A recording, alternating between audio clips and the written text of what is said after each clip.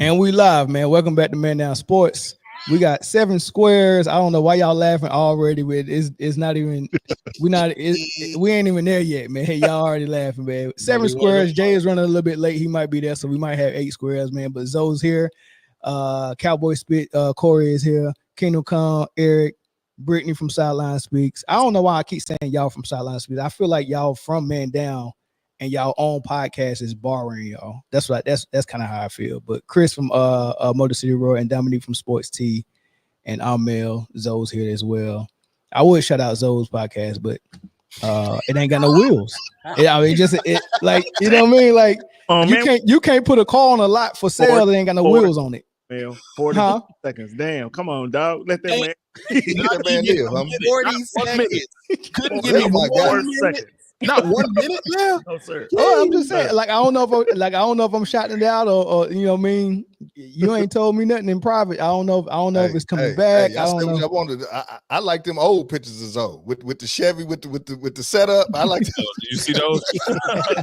That's a whole nother dude right there. He ain't have to do so like that, man. Hey, man, it's just a little haze and a little light peer pressure, man. Of course. You know what I mean. It's all he get it. He know what I'm doing. Of course. He know what I'm doing. It's all good.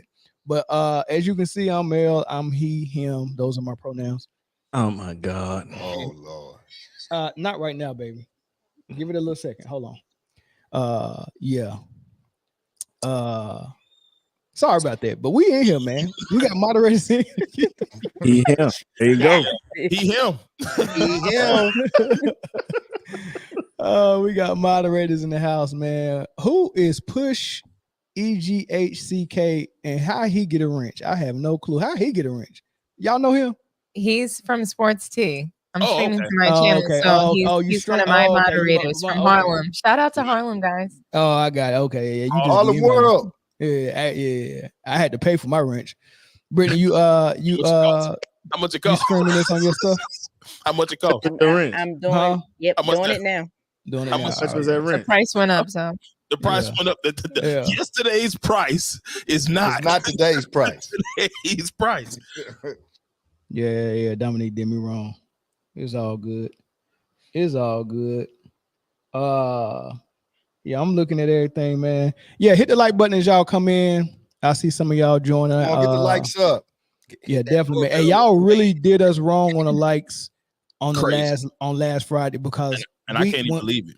So when we got finished, I looked and we had over 3,000 views right after the live. Right after the live. You know how many likes we had? I didn't look at the likes until the next day, but how many How many likes we had? 300. Out of 3,000. Oh no, 10%. 10%. Is that quick math? Yeah, don't do quick math, dog. Was that 10 or 20? It's 10%, right? You did good, Chris. No, you good. You good, right? bro. It was 10%. You did, Chris. Yeah, you did good. You take one out, man. You're off, move the decimal to the side. Yeah. 10%. I see you on your fingers. I see you on your Yeah, man. Hey, don't do us like that to y'all today, y'all. As soon as you come in, hit the like button, man. For it's real. the doorbell, bro. It's the doorbell. That's like wiping your feet. Yeah, that's like that's like wiping your feet. Forget the doorbell. That's true. That's like wiping your feet because it's like, I don't know, man. Like it's disrespectful not to wipe your feet coming to somebody's house, man. I preferably you take your shoes off, but I learned that in Japan. A mudslide. Not if your feet look like Chris's. You keep your shoes on. Please. That's what he said. Hey, I will show them things on live. Don't do that. Don't do that. Before y'all got here, Dominque and Britne, probably last year, there was a dude that requested that he sing. I don't know if it was Jay or Chris. They didn't say it. He was talking to Jay. He was talking to Jay. Requested. He said, "Oh man, please let me see Big Man's feet. I what? pay $200. Yeah. Oh my God. He was talking to Jay. Some scary stuff happening here. Yo, YouTube is a wild place. That's what I learned by doing podcasts. YouTube is a wild, scary place. It's a wild. Block him, man. He was, he sent about 4 messages, man. He said, "I'll pay to see Big Man's feet, please." Oh my God, disgusting. Jay, we need the money. You gonna put Jay on the blade? So he's a foot model now. Yeah, OnlyFans all on there. OnlyFans. Jay on Figueroa right now. Not Figueroa. I don't Figueroa. It go down on Figueroa. Not on Figueroa. That's not right. Hey man, somebody get that man Jason Birkenstocks to show off that product. All right, man. Let's go ahead and shout out our members, man. Because we got so many of y'all that's supporting us, man. We appreciate it, man. But we'll shout you out, man, because that's what we try to do before every show. That's right. Shout out to Man Down Sports members. We're so lucky to have you guys. Let me just pull up that list. She sound like she announcing for church. First man down First Baptist. Good though. It was Oh good. my gosh, it's just this. I don't know why, but this photo is so Govern blurry. yourselves accordingly. Y'all leave her voice alone. I like her voice. Hallelujah. She got the she got the voice when you on the front of the plane. They're going through the safety brief. You know what, Chris? I want you to take over. Yeah, No. Do your segment. And hold the list of members in your feet and put them on camera. Put your feet up like this. Like this. Yeah. I can't. Take your time, sister. Take your time. This Take your time. This your feet right here. I want your feet to hold the All list. right. Let our heart. Let the Lord work through you, sister. Let the Lord work through you. Let him use you. Let him use you. Yes. I want to shout out right Will. hand Cam, okay? Shout out to you, brother. Demetrius Day, Mikey Brass, Taco Master, my guy Taco. It's not that serious. Thank you so much for those super chats. It's not that serious. Come through in the clutch. Daniel Berry Sports, Zerai Lion, James Reed, Beast Mode Bones, 33 Shug, Cedric Franklin, The Real Mr. Cropper, Ida Tomlinson, E. King, Steve Calbert, The Dejoka, Scott Mayweather, Unspoken Voices, 6'4 Slim, Keith Brazel, Savon Arnold, Ryan Walters, Jay Barrett, WW, my girl Shay J, R. Bean, Jeffrey Guyett, Shy Rider Westsider, A. Harkins, Michael Tofia, Wizman Ballin, and Malachi Israel. Thank you guys so much for supporting us. You really just play a huge role in helping our channel just continue so that we can bring you guys this amazing content. Thank you. Hey, man, I can read too, man. But that was good though. I feel like I need to fasten my seatbelt and prepare for landing. Well, he not the best speller in the comments. Go back. I was going to say the same thing, Corey. Yeah. That man went to Male University of Texting. We can't stand you guys. Just What up, big dog? What's popping? Hey, Big Papa with the bass. What's happening, man? I'll With roast the him. bass, man. I'm sitting back here watching. Don't Jay, get me to start roasting. Jay, tell us about this dude in your feet. Nah, I don't know. Yeah, I don't know nothing about no dude. He was talking about Chris feet. That man was talking about you, Jay. That man said, "Oh, don't stop talking. I'm sitting here with peanut butter and my dog, and he's going to town. Just keep talking, big man. Please show me." Am your I feet." crazy? What up? You don't remember that song? He said, "I got a jar of peanut butter and my dog, and he's going to town." Nah, he definitely said that, but he was talking about Chris, yo. He said, I remember about me. Big man, please show me your feet, which is crazy. Big man. He was not talking about me. He asked politely. If you don't mind, show me your feet. Somebody just said I got man. Shaq feet. Nah, Yeah, not what my guy at Simply Ball dropping, man. Salute the Simply Ball dropping with his material and his content that he's creating over there on Simply Ball Dropping podcast, man. Y'all go be a part of that as well. Right now they heavy into the WNBA finals, so right after the game, they'll be live right after the game, man. So if y'all want to go join them or join that panel, real good conversation over there, and give him a sub as well. I appreciate him and his support. Yeah, for sure. KSAP. All right, man. We got a couple of things that happened in the news too as well. Definitely. Since you're talking about WNBA, I might as well talk about Unrivaled. Nafisa Colley and Brianna Stewart starting. It's already started, but the game start playing in January, I believe. A 3-on-3 women's basketball league, kind of giving them girls an alternative to always going overseas and have to get some chicken. You know what I mean? So it's gonna be in Miami. I think January 17th, first game. It's going to be 30 of the best. We know 26 of the players, but it's going to be a total of 30 players. They're going to play 3-on-3. They're going to play 1-on-1, and it's going to be full court. The court is a little bit smaller than the NBA court. But yeah, man, they started that league. That salute to them. The biggest news about that, though, is they got a media rights deal with TNT to televise all of their games, which would be about 45. 45 games, I think 3 nights a week, Monday and Friday are going to be on TNT. Saturday games on True TV. And all of the games getting streamed on Max too. So, you know, for them That's to crazy. have, so I can How only they pull imagine, it off? I don't know. I'm imagining what those numbers look like because they hadn't released them because I checked. But I can imagine. Not only that, but the TNT is also investing an undisclosed amount into Unrivaled. Name the last thing you watched on TNT that wasn't basketball. Baseball. That's exactly why they got into that. In the heat of the night.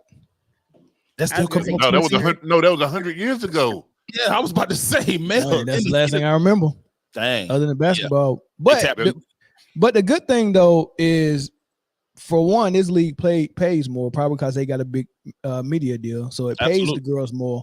And if it pays them more, that means, like you said, they don't have to go overseas in the summertime. And I think that's good for the WNBA, because I was thinking at first that it was bad for the WNBA because these girls might play in this league and get hurt and not be available for their own ball clubs the next season. But they could do that playing overseas as well.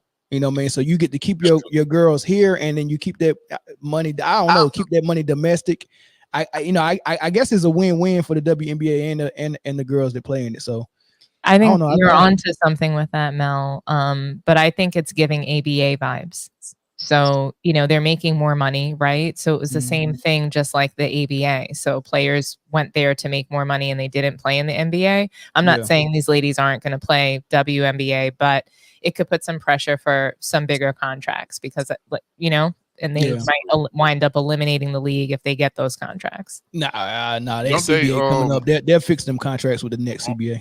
Aren't they also getting like potential ownership into like the ball clubs and stuff like that? All of them. If playing in it, they are. The new CBA is offering them much more things, but some of the players are calling cap. So he's talking about the 3-on-3 league. The 3-on-3 league, they got ownership in it. So that's what I'm trying to say. I think like Nafisa Collier and Brianna Stewart, they're the two driving it. I think that it's going to put some pressure on the WNBA to up those contracts even beyond what they're trying to do right now. If Dominique don't stop saying the French version of that girl's name, like it's Jessie Smollett, it's Collier. What do you want me to call her? Nafisa Collier. But that's not how you say her first or last name. Nafisa Collier. Nafisa, Queen Fee. Yeah. Nafisa They call Collier. her Fee. Yeah, big Fee. Fee. They call her Fee. Honestly, I don't know if it's Collier or Collier. I've just heard both. So I just say both. Collier sounds better than me. I have no idea. Collier fancier. It's like saying Tarjay though. All I know is that if you don't stop calling Elle Duncan Ella Duncan, I'm gonna lose it. Well, and if you don't start saying I read it the way I pronounce it the way it's spelled. No, it's that's Ella Duncan. Ella. It's Target. Where's the A? Okay, hold on, Mel. I got a question for you. How do you pronounce the word that's spelled B-E-L-L-E? B-E-L-L-E? Yes. Ballet. He is silent, dog. Hey, I don't know what comment that was earlier about Dominique being the best reader, but you might be know right. that Mel ain't. Clearly, belly. Yeah. Ballet. All right, go ahead. No, he went to Belly. Oh, one more note that I had before about that I think that also opens up the chance for them to incorporate the women into All-Star Weekend, because if that goes into January, All-Star Weekend is early in February. He said about 45 games, so that might keep them fresh to be able to include them in the NBA All-Star Weekend as well. Yep. Makes sense. That makes sense. Now I am wondering who the last four. I mean, it's all of the names that you would think of. Caitlin Clark has not committed to that yet. I don't know if they're gonna, but they did suggest that some rookies was gonna be involved. They got 26 of the 30 players that's gonna be in there. But yeah, it remains to be seen. But I'm happy that they got that bag from TNT. Got that chicken. Mm-hmm. Do you think Caitlin Clark is going to do it? No. I don't think I so don't either. think so neither. No, yeah, Nike won't let her. Plus, she get exposed out there. It's 3-on-3. It's too much space. She gotta play D. No. Mm-hmm. Yeah. Well, just so you guys know, Asia Wilson's not competing either. Yeah, I wouldn't either if I was her. That's just Well, like Jordan it seems competing. like every single time that Caitlin Clark isn't going to do something, she decides I'm not doing it either. That's been the pattern this season, basically. Mm, I wonder if they open it up to the college athletes. yeah, we got That would be cool. That would be cool. Let the last four be some let Juju rock in there. Juju Page, Van Lift. I would like. Yeah. I would like to see Hey, Paige. hey, represent USC, baby. Oh yeah, your I alma think mater. what it should be is every team has one college player. And I don't even watch college female basketball That'd be like dope. that. But I just That would be dope. One each team has one college player. yeah. That would What be else, Ezzo? Last thing. Shout out to LeBron. I don't know if y'all know, but he definitely has a cool collaboration. I probably won't be drinking it because I haven't drank this in so long because I used to drink it too much. But with Hennessy, partnership. That's Hennessy limited edition by LeBron James. It's a gift box, a bottle. It's the VSOP supposedly version, and it just hit shelves September 30th. And a lot of people was happy about it. None happier than Draymond Green, who said, Oh man, ending my day. That's a big pause. King inside me. And King is in all caps too. All I'm going to say is read my hat, pray more, because that's what we need right now. Jeez. need to Oh pray. my God. Ending my day with the King inside me. I think they call That's Hennessy correct. the king of cognac. Oh, jeez. I don't even think Bathsheba uttered those words. And she was out here. It definitely don't sound right. I think Hennessy is the king of cognac. Oh, so that's what That's how they advertising it. But damn, that didn't sound like that. Didn't sound like sound right, dog. Yeah, that was. That ain't a good look. And if you want to be honest, I don't think that's the king of cognac. No. Is that why That's Draymond be tripping? You don't be getting inside. I think that's why he be glazing. Man. I think once you Say- submit to a man like that, you know, the glazing just like when ever since Draymond signed the clutch and they started getting him that money, his behavior just been weird toward LeBron, man. Like real super weird, like the type of behavior that Meek Mills had with Sean Combs. And I was like, man, there's something weird about that relationship, man. What is exactly going on? I'm trying to figure out if LeBron learned some of the ways of Clyde Davis and Sean Puff P. Diddy love Combs. Are we gonna talk about that right now? I'm not. No, I'm just throwing it out there. I'm just saying, like, Hey, can you finish your news segment, man, so we can get out by 7:00? Because this is about to be something different. Just so you guys know, like LeBron, so it's been, the rumor is that LeBron would have parties where you had to sign an NDA.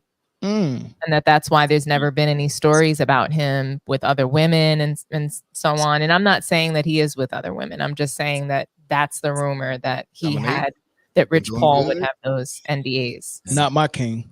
We've been working. I don't believe it. I don't believe it, Eric. I'm just saying what the rumor is. I don't believe it is. Not my king. I don't believe he was at the Diddy parties either. I don't think that's true. LeBron would never. I mean, that's all I'm gonna say about that. Said itself ain't no. That's all I got to say about that. Never get Hey, first of all, caught, if I go to baby. any party and I got to sign an NDA, I Never won't get be at that caught. party. Yeah, because what do y'all got going on that I can't tell? What do you got going on? That I can't say nothing about? Why I can't talk about Apparently, to enter LeBron's party, you would have to have your phone collected and sign an NDA. I'm gonna do that this Halloween when I don't pass need out to enter candy. that party. That's I'm too gonna much. have NDAs for people to sign before they take the candy. They were like, why I need an NDA for this? The boys will be at your door before 6 o'clock. Put Molly all in her I need to sign anything and I can't have my phone. I don't need to be there. Oh man! All right, man. I ain't have my phone, but that's all. That's all I got for news. Well, we want to start with this first topic, but I'm looking at the likes, and we got 142 on Man Down's page and only 54 likes.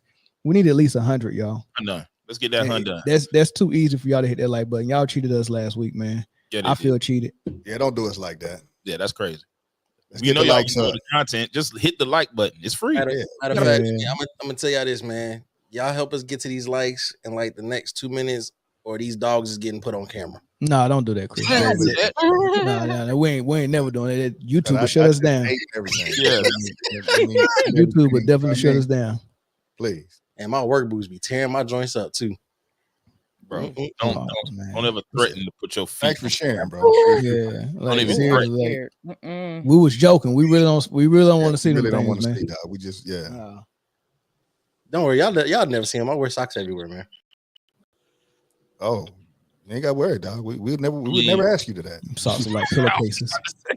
Yeah, we would never ask you that. Don't worry about it. I do need a pedicure. I know I'm not the only one that heard that. I know I'm not the only one that heard. Yeah, we don't want that for you. What? What happened? Never mind, Max y'all ain't Crafty, hearing what's up, my dog, man? What's good, Max Crafty? Hey, that unit still holding strong, big dog. This man That's my said dude, socks man. look like pillowcases. Who you think said it? One guess. Oh my God. Worldwide Wall. Exactly. Corey look like he down there studying for the SATs, man. I ain't seen his eyes the whole show, man. I'm not trying to get involved in this conversation. But Hey, Corey. Chris Sock. yeah, Look, that ain't nothing I want to talk about, dog. nah, bro. That's No, how- he said, I'm reading the comments. we got E slogan now though. I'm gonna use it. I'm not getting in that car. I'm not getting in that Oh, car, dog. All right, y'all ready to go? Let's go. Good. All right, we ain't hit 100 yet, but I trust y'all. Y'all jumped us up to 70. You know what I mean? But we still need to get up to 100. But all right, so Michael Cooper was on Byron Scott's podcast. I think it's called Fast Break. You know, they old teammates. I think Michael Cooper was the vet though. Then they had a lot of conversation. That was good. Now, originally when I heard this, Michael Cooper, said some good things about Kobe. And I'm gonna play that for you. But then he started getting into his Lakers top 5, and he was saying the names, and I was like, "Oh man, it's taking a long time for him to get to Kobe." And when he got to Kobe, he was like, Kobe and Shaq is like 5A or 5 and 5A. And I was like, man, I think that's kind of slighting Kobe a little bit. But I'll let you hear him explain it. But before we even get to what he said, this episode is brought to you by Underdog. Underdog Fantasy is the best place to play fantasy sports. I want to tell you about the easiest way to get in on some NBA action with Underdog Fantasy and their pick'em game. Just find your favorite player or any player for that matter, pick higher or lower on that player's stats, and you can win up to 20 times your money in one night. Pick between 2 or 5 players to fill your pick'em entry. Get every pick right, and you can net yourself some serious cash. Use the promo code ManDownSports and get up to $1,000 in bonus cash. Plus, now that it's football season, you can follow Man Down Sports as we reveal our favorite picks from week to week. Like I said before, pick your favorite player, pick higher or lower, choose your dollar amount, and win some money. It's just that easy. Make picks, win money. We also want to thank Underdog Fantasy for partnering with us, and we want to thank you for helping the channel out by using Man Down Sports on Underdog Fantasy. All right, so here's Michael Cooper on Byron Scott's podcast. Well, my favorite Kobe Bryant story is for all you people out there that heard Kobe kick my ass real good. He did not. He just kicked my ass. It wasn't real good. But see, you got to remember, I was 40 years old going against an 19-year-old kid. Yeah. But you know what? The one thing that I really, really appreciated, and I think we all saw at that workout, is that Jerry had certain points on the court at the elbow, pick and roll, down the low block. And he, off the dribble, he was telling Kobe, okay, get to that spot. You got to get to that spot. And my job was to keep him away from that spot. And if a 19-year-old kid, the one thing that I was impressed with was his physical strength. Yeah. And just his ability to be able to get to that spot. He didn't get near the spot. He didn't get close to the spot. He got to his spot. Now, he didn't hit every shot, but that is something very, very unique and special for a young kid that hadn't played in the NBA, and you're going through a professional workout to do that. Yeah. A lot of people would, not that I'm Michael Cooper scary, but I knew what I was doing out there to bump him off and to get close and shoot a fall away. Kobe didn't do all that. He got to his spot. And that was the one thing that impressed Jerry as well as Dale Harris and all the powers to be that were there watching that day. Every time he was supposed to do something, he got to where he was supposed to go. Did he hit the shot all the time? No, but he got there. And that's the part of being a unique NBA player. The great ones get to where they're supposed to. Like Kareem, he going to get to where he's supposed to score. Michael Jordan's going to get to where they're supposed to so they get the best shot. And that was the one thing that was really awe-inspiring to me about Kobe. Now, Kobe made some all-defensive teams. Did he ever come to you and ask you for insights? Kobe asked me one time how to defend somebody because I was working there with the footwork, and that was it. But you know what? It doesn't take a lot to be a good defensive player. It takes the will to be a defensive player, and that's what it is. And Kobe wanted. My wish for Kobe when he was a player, for him to have won a Defensive Player of the Year award. I think he was good enough to do that. Michael Jordan did it, but he and to make as many defensive teams. But you know what? When you got the ability of Kobe, you ain't thinking about that. Yeah. You know, he goes back to what Bob McAdoo say. My offense is my defense. Because if you score on me, I'm definitely gonna score back on you. But that was the fun part about watching Kobe's progression as he got better. All right. So the first part of that, before we get to the top 5. What's your thoughts? Michael Cooper, what he said, Kobe defensively. Kobe, I think he said 19, but if he was talking about pre-draft, Kobe was 17 at the time. 17 years old. So this is a 17-year-old kid that's getting instructions from Jerry West, playing against one of the best defenders, even though he was 40, but one of the best defenders in NBA history. And he said Kobe had no problem getting to his spot, rising up and pulling up for a jump shot. Not out of control, not off balance, and none of that. Just very fundamentally sound as a 17-year-old against an NBA vet, right? Your thoughts on what he said about Kobe at 17 and Kobe as a defender? It sounds like Kobe. You know what I mean? Like, we all knew he was super athletic when he came into the NBA. It didn't start off maybe the way that LeBron James started off, right? He didn't have that type of hype, but he was still, it was Kobe. You know what I mean? He was a good defender. His shot wasn't that great when he started, but he could get to the hole. But all that stuff came later in time. Like, that sounds pretty admirable of him to say. He didn't have to say that. You know what I mean? But yeah, it's pretty much sound like he was talking about Kobe. I will say this. I think the reason Kobe developed so quickly and became the type of player he was, if you didn't know this, if you ever looked at, did a lot of research on Kobe, Kobe was actually obsessed with basketball. Mm-hmm. Yeah. He had a different type of love for it. It was something that even when he couldn't play, and I think when he pulled his ACL or something like that, he thought about it all the time. He called Michael Jordan over and over again in the middle of the night, working on shots. He turned the lights on in the gym and he turned the lights off in the gym. He was obsessed with playing the sport. So his greatness really doesn't surprise me.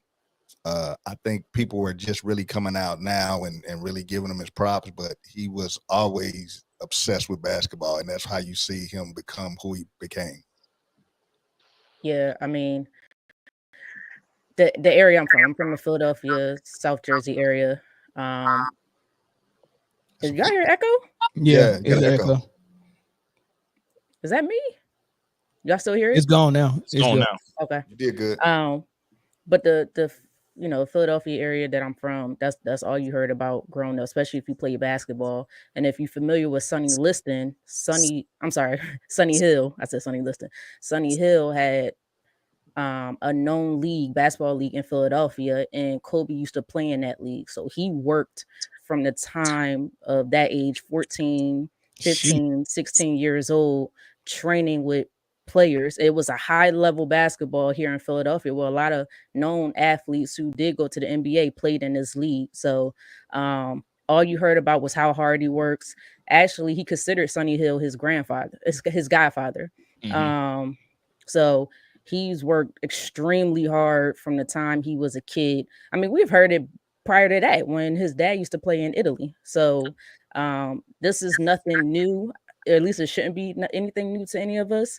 But that's just his mentality to be the best, and it's always been that way.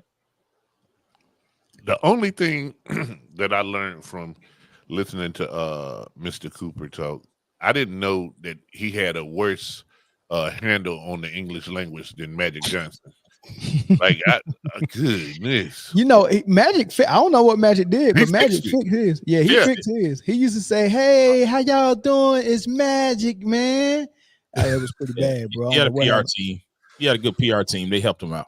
Yeah, they had to. They had to. Me, A, B, C, D, E, F, G. But as far as Kobe being young, 17, coming out, being able to get to a spot, it just reminds me of an interview that I seen when he was talking about how he used AAU basketball at 13. He was ranked number 4, and he was like, he used all those games and for AAU to work on his deficiencies.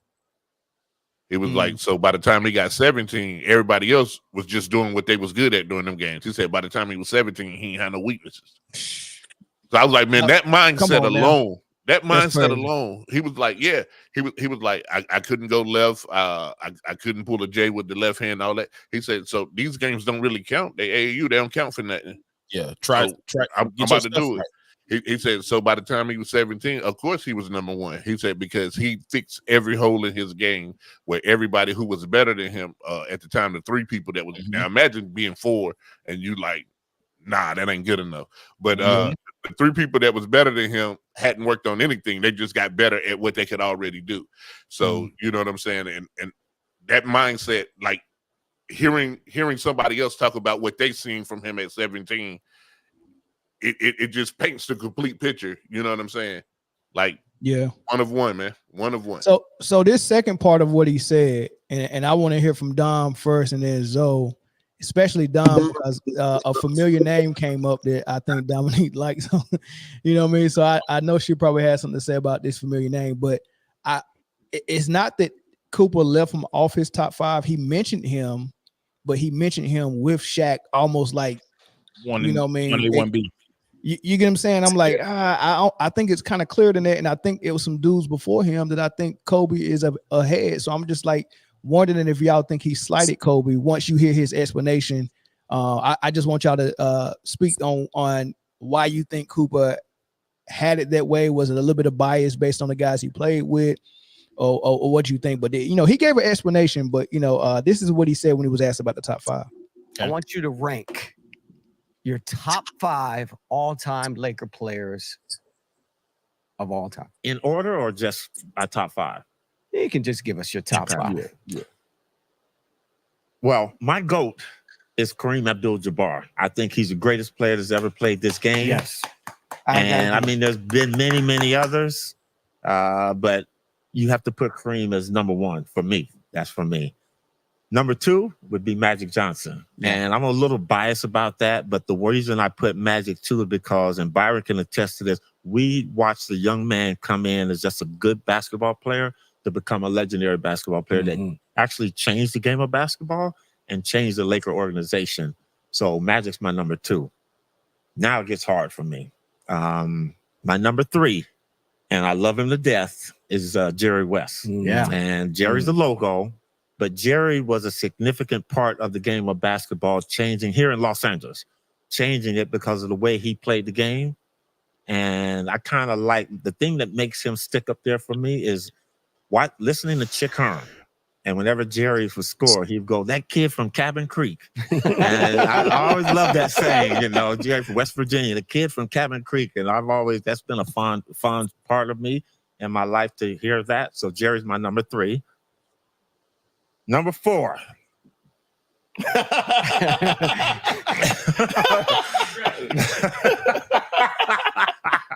My number 4 is Elgin Baylor.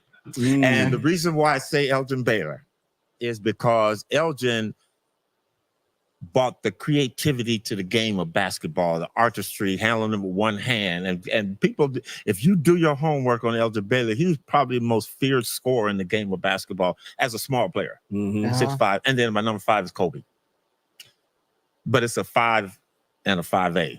And my 5A would be Shaq. Shaq was the most dominating player.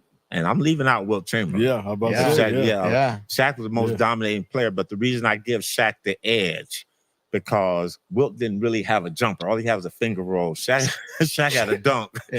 A powerful dunk. But both of them were sub 500 free throw shooters, so you can't put that in. But you know what? Those are my top 5A right there. Byron? Everyone that he said, I wouldn't. I think the order he said him in is the order I had, except I had Kobe just slightly ahead of Elgin. Yeah. You know, but after that, you know, having Shaq instead of Wilt, because I think Shaq had more of an arsenal. You know, besides just dunking, and you know, Wilt had dunking the finger roll. Shaq had a turnaround jumper. Yeah, he had the jump hook. You know, he had the drop step. Shaq was just a beast, man. He can get up and down the floor. Yeah, he could. Yeah, he could run. And he defended. But don't take now. Wilt had some speed too. He can get up and down the floor. I mean, he ran track at UK, so you know, Wilt had game too. But all right, Kobe and Shaq sharing the number 5 spot. Wes and Elgin Baylor in front of Kobe. Dominique. So just to address a couple things. So the list is wrong, in my opinion. It's way off. First of all, it's an emotional list. It has, what it's lacking is criteria, right, Mel? So you talk about criteria. We talk about that all the time, and there's no consistency in the list. So Elgin Baylor never won a title for the Lakers. How could he be in that list? I'm not saying he can't be a greatest Laker, but how do you put someone over another person that won multiple titles? So Wilt Chamberlain won a title with the Lakers. Kobe won multiple titles with the Lakers. How do you have Elgin Baylor even in that top 5? So forget the order of the list. Forget that Shaq is above Kobe, or, you know, we have other people. Like, forget the ranking. Like, the whole list is just, to me, lacking in criteria, and there's no integrity in the list. I think that when I listened to Michael Cooper talk about Kobe, he talked about the will of players. So obviously when we talk about basketball, there's the intangibles, the will versus the skill. And I think that when it comes to defense, a lot of that is about will. And so Michael Cooper, I wanted, when I'm hearing these players and I'm hearing this top 5 of his, I want to try to make it fit. I want to try to put a narrative of some sort of criteria that, okay, well, he has these guys there because they were tough competitors. They were all winners. They were all, they believed in a certain kind of way of the fraternity, right? But I want to believe that, but I don't see that in the list either, right? Because you have Shaq there ahead of Kobe. You have Elgin Baylor, never won a title. So I have issues with his list and his criteria. But when it comes to defense, and I think he was a little disappointed in Kobe Bryant for not having won a Defensive Player of the Year. Then you top it off with the fact that he embarrassed him at 17 years old. That's a good reason not to have him on your list. So I think that there's that bias there. But really, when you think about defense, a lot of it is will. And so I think that Kobe Bryant, he had some immature moments with the Lakers. He's literally thrown games to prove a point. There are players that they would never do that based off of just their will to win and their competitiveness. And I believe that Kobe is one of the top competitors, but some of those mistakes might turn an old head like Michael Cooper away from him, or say, hey, these kinds of things disqualify you from the top 5. So Magic Johnson said that Kobe was the greatest Laker. Yeah, and this wasn't an emotional. This wasn't an emotional thing. He said this before his passing. Yeah, absolutely. He said that because in who else to trust but one of the greatest ever. Like Dominique said, this was an emotional list. Like, why is Jerry West on your list? Because they said he was the kid from Cabin Creek. Like, that holds no sentimental value. Who cares about what they called him? Yeah, it's cool. Shout out Chick Hearn. You know what I'm saying? Chick Hearn, legendary on the PA. But I don't care about that when you're making a top 5 list. I don't care that they called him the kid from Cabin Creek. That doesn't fit any criteria whatsoever, basketball wise. That's just something that you have that is sentimental to you. But this ain't what that is. So, I think Dominique made some solid points when she said that it may just be an old man get off my lawn moment for Coop. But the defensive player of the year stuff, I sensed a little disappointment in that too. And Coop, we all know the type of defender he was. So I guess that's what it was. But it seemed just a little bit hater. You know what I'm saying? Just a little bit, like not a whole bunch, because he's a part of that Laker fraternity. But it just seemed a little like off-putting. Like, okay, come on, we know Kobe is a top 5 Laker. We know that. Well, see, I didn't get the hate part because I should have let it finish playing, because after Byron Scott finished talking, Michael Cooper said, I have another list. And that top 5 is Kobe, Kobe, Kobe, Kobe, and Kobe. And then Kobe is my 6th man. That's what Michael Cooper said. So I think what it really was, just imagine if Man Down grew into something really, really big and great. And then we had we moved on to something else. And we just produced the show, but we had new talking heads. And then one day someone was like, who's the top 5 Man Down panelists of all time? If I asked Chris this, he's probably going to pick 3 or 4 people from this panel, not the next panel, not the next one we create. You know what I mean? It's just, and even if you're trying not to be biased, it's kind of hard not to be biased. You get what I'm saying? So I think it was some of that. I think you also have to give some preferential treatment when you're talking about greatest Laker or greatest player of any franchise. Like Kobe Bryant, he played there his entire career and won 5 titles. How can you not recognize that as being top 5? Like Kareem didn't even play his whole career there, and he kind of rode some coattails in the end, right? For some of those last couple titles. So and I'm not saying he didn't pull his weight. I'm just saying that a lot of those guys that are on that list did not spend their entire career with the Lakers. Wilt did the same thing LeBron did with the Lakers. Exactly. Yeah, he did. The same thing. Came there at the end, won an additional title, and that was it. Yeah, you can't be. No, I'm looking at Wilt as one of the greatest of all time, but I don't even look at him as like in that category of greatest Laker. I mean, yes, he played. The only thing I felt that was correct was when he talked about Shaq's dominance, because I do think that, when we talk about Shaq, his claim to fame, what makes him, one of the greatest players ever, was his peak was probably, it might be the greatest peak of all time that we've ever seen. Like when we talk about, that, your prime, he had a really high peak. So I can see why the greatest peak for dudes that like cupcakes, but not like the greatest peak. I mean, that would be Michael Jordan, but I think that he had a really great peak of dominance when we're talking about big man players. I'm not talking about I don't think it was Cupcake. I think he had really solid play. Can I really, to be honest with you, man, the greatest Laker of all time is really Magic Johnson. He really made the franchise, to be honest with you. He made you can say that for sure. You definitely can say that, man. But I'm not mad at that. He made it what it is today. And we remember Kobe and we remember Shaq because they brought the dominance back to the Lakers. Yeah, that's true. After the 80s era. After Showtime. Right. And then if you want to talk recently, then of course we know LeBron. But I know I don't even want to get into that. Yeah, please don't get into that, because what I remember we've been doing really well. Look, what I remember we had therapy, we had one-on-one. Yeah, but this is what I remember about that situation. The guy you just mentioned, Magic Johnson, who turned the Lakers around as a player, they brought in to do it again as a president of basketball operations, and the organization was ran so bad and so poorly that he quit. Yeah, and that's what your boy LeBron brought to that. But nonetheless, Britne, what's the difference between what's the difference between an all-time greatest list and a greatest list of the franchise? Because the way Michael Cooper listed this, Kobe Bryant is behind some Lakers that if we did an all-time greatest list, he would be ahead of. So how do those two lists different? Because I doubt you're going to put Elgin Baylor above Kobe or Jerry West above Kobe in the all-time greatest list. But as far as that franchise, they do have him above him. How does that happen? Who is them? Is it him or them?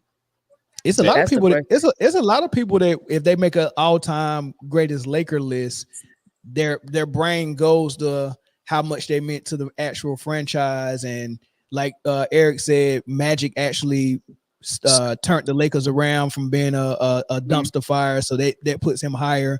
But if you do an all-time greatest list, it's only Magic and Kareem that you can even argue this above Kobe. But they got 3 or 4 people above him on the Lakers thing. I'll be honest. I think I'm with Don and Zoe. I think it's more emotional based, how you feel. It could be generational based. Because if you go with pure accolades and what you see on the court, there's no way, in my opinion, that I could put anybody above Kobe. Especially for me, that really tipped it for me was when he won in, was it 09 and 2010, I believe. Because everybody kept saying he couldn't do it without Shaq. He had Shaq. He had this player. And don't get me wrong, he still had talented players. He had Pau Gasol, and I think Andrew Bynum was there. I don't know what the hell happened to him. Well, I do know, but I don't know. And a couple other players. So I really think to me, you just can't do it. There's really not a difference. To me, if he's top on your all-time list, then he should be top on the Lakers list. I don't know how they don't go. A lot of inconsistency, in my opinion. Where their lives the fallacy. Inconsistencies. You have to give. It's like he's trying to go back in time and give a participation trophy. That's what it sounds like to me. Like, hey, these old heads are not getting enough credit as of late for everything that they're doing. Let me give everybody a little love everywhere. So if you're saying later on he then went and said Kobe, he wants to make sure that he's not offending anybody. All the old heads. Yeah. So let me give it to you this way. Outside of Kobe, I think what his list was doing, he was trying to do that. So like you take somebody like Kareem, I think we're taking Kobe completely off the list. I think of everybody that he named, Kareem was the best all-around basketball player outside of Kobe. However, that's fair. However, I think Magic Johnson was the best Laker. You get what I'm saying? Because what Kareem did prior to it's so fidgety though, man. Because it means so many different. The best Laker means so many things, though, Jay. So when you watching Kareem's career, you know he had a whole career before he went to LA. So you take that into consideration. But when he was in LA with Magic, it was Magic's team. You get what I'm saying? So this is true. Ain't nobody played 20 years for the Lakers with Kobe. Yeah, so right, but I don't know that it was always Magic's team though. When Magic first got there, it was Kareem's team, and he had to pass the torch to him. He had to give him the team.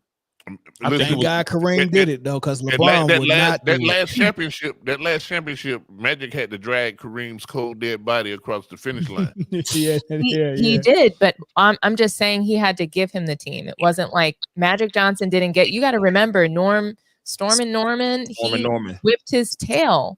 Magic Johnson didn't come into the league being the guy. I mean, by the contract and stuff, he was popular, but he wasn't quite.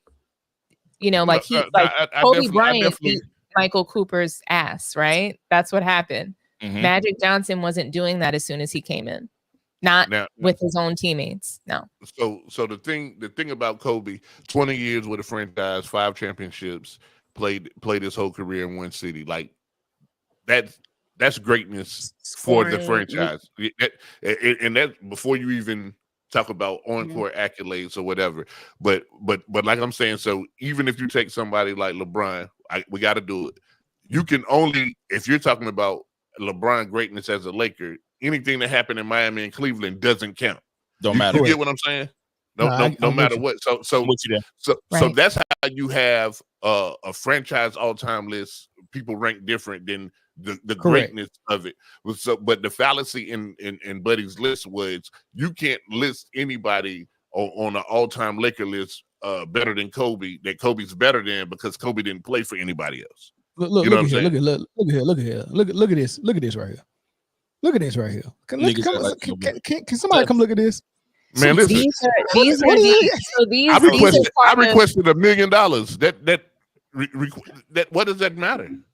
I thought I requested to be off today, but I'm here, right? I requested J-Lo's to follow me on Instagram. Yeah, that's just a click of a button.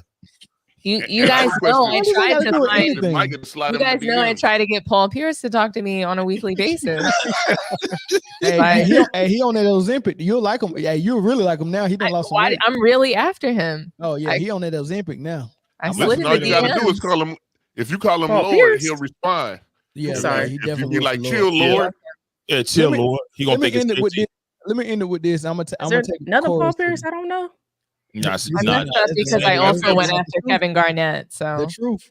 But look, Corey, Comb his hair. let's see if we can understand it this way. Who's the greatest Maverick of all time? Dirk. Dirk Nowitzki. that was easy. But but he's the greatest Maverick of all time, but Mark Cuban is already saying that Luka is better than him. Yes. But Luka's definitely not the greatest Maverick. And if he don't win a championship, he definitely won't be the greatest Maverick. Even if he is basketball wise better than Dirk. And what's crazy is Kyrie is a better basketball player than anybody who ever wore a Mavericks jersey. But he's not on the list. Let me ask you guys something real quick, because I noticed when you guys saying the greatest of all time with these franchises, you keep mentioning titles. Well, who's the greatest Sixer of all time?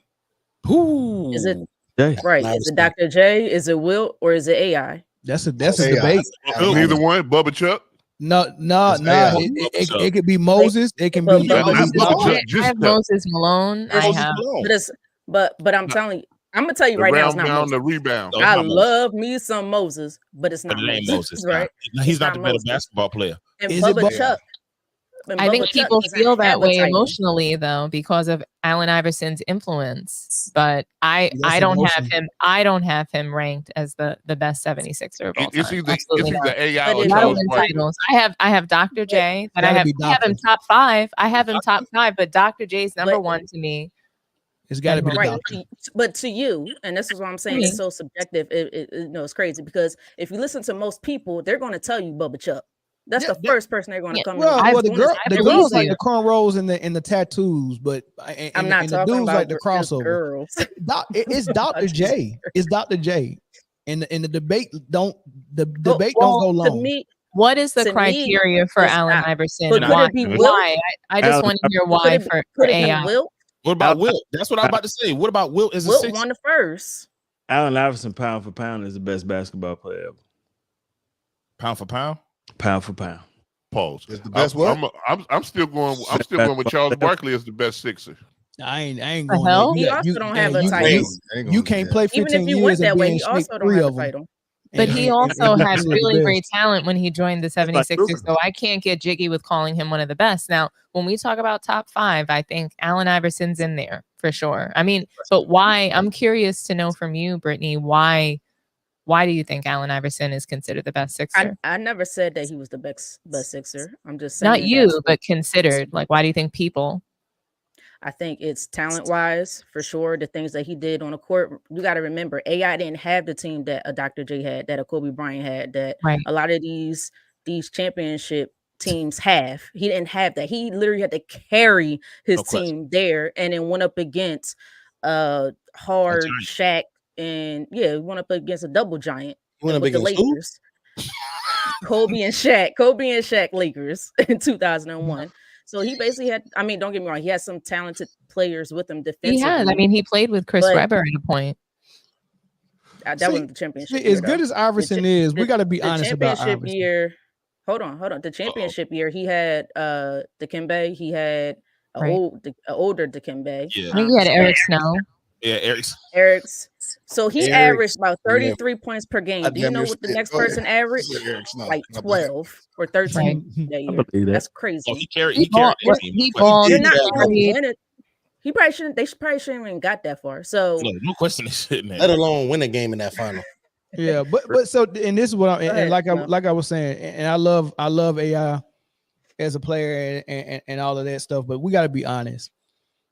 If we go critique Iverson, I mean, we're gonna critique Harden, Westbrook, Luka, and LeBron for how being very, very ball dominant. And you gotta call out the truth with it when it comes to Iverson. His game was built to do it all on offense. Like, so the more talent you gave him, the less AI you got. That's why when he went to Denver, he wasn't a good fit with Melo and all that. J.R. Smith and Kenyon Martin, and then they imagine that squad, and then imagine them just making a 1-for-1 swap for Chauncey Billups, and they doing a whole lot better with Chauncey. Iverson is designed, the way he plays basketball is designed that he does everything and everyone else watches. Right? If you put him in a system where he got to actually run offense, he's actually not he's not a daggone transcendent player. Right. So and you know, he plays hero ball, and he can get you forward hero ball, but he can't get you forward real basketball. But I understand what you're saying, but whose fault is that? Is that his fault, or is that the organization's fault for not putting him in a situation where he had to adapt to that? You put him in a situation where he had to do everything. No.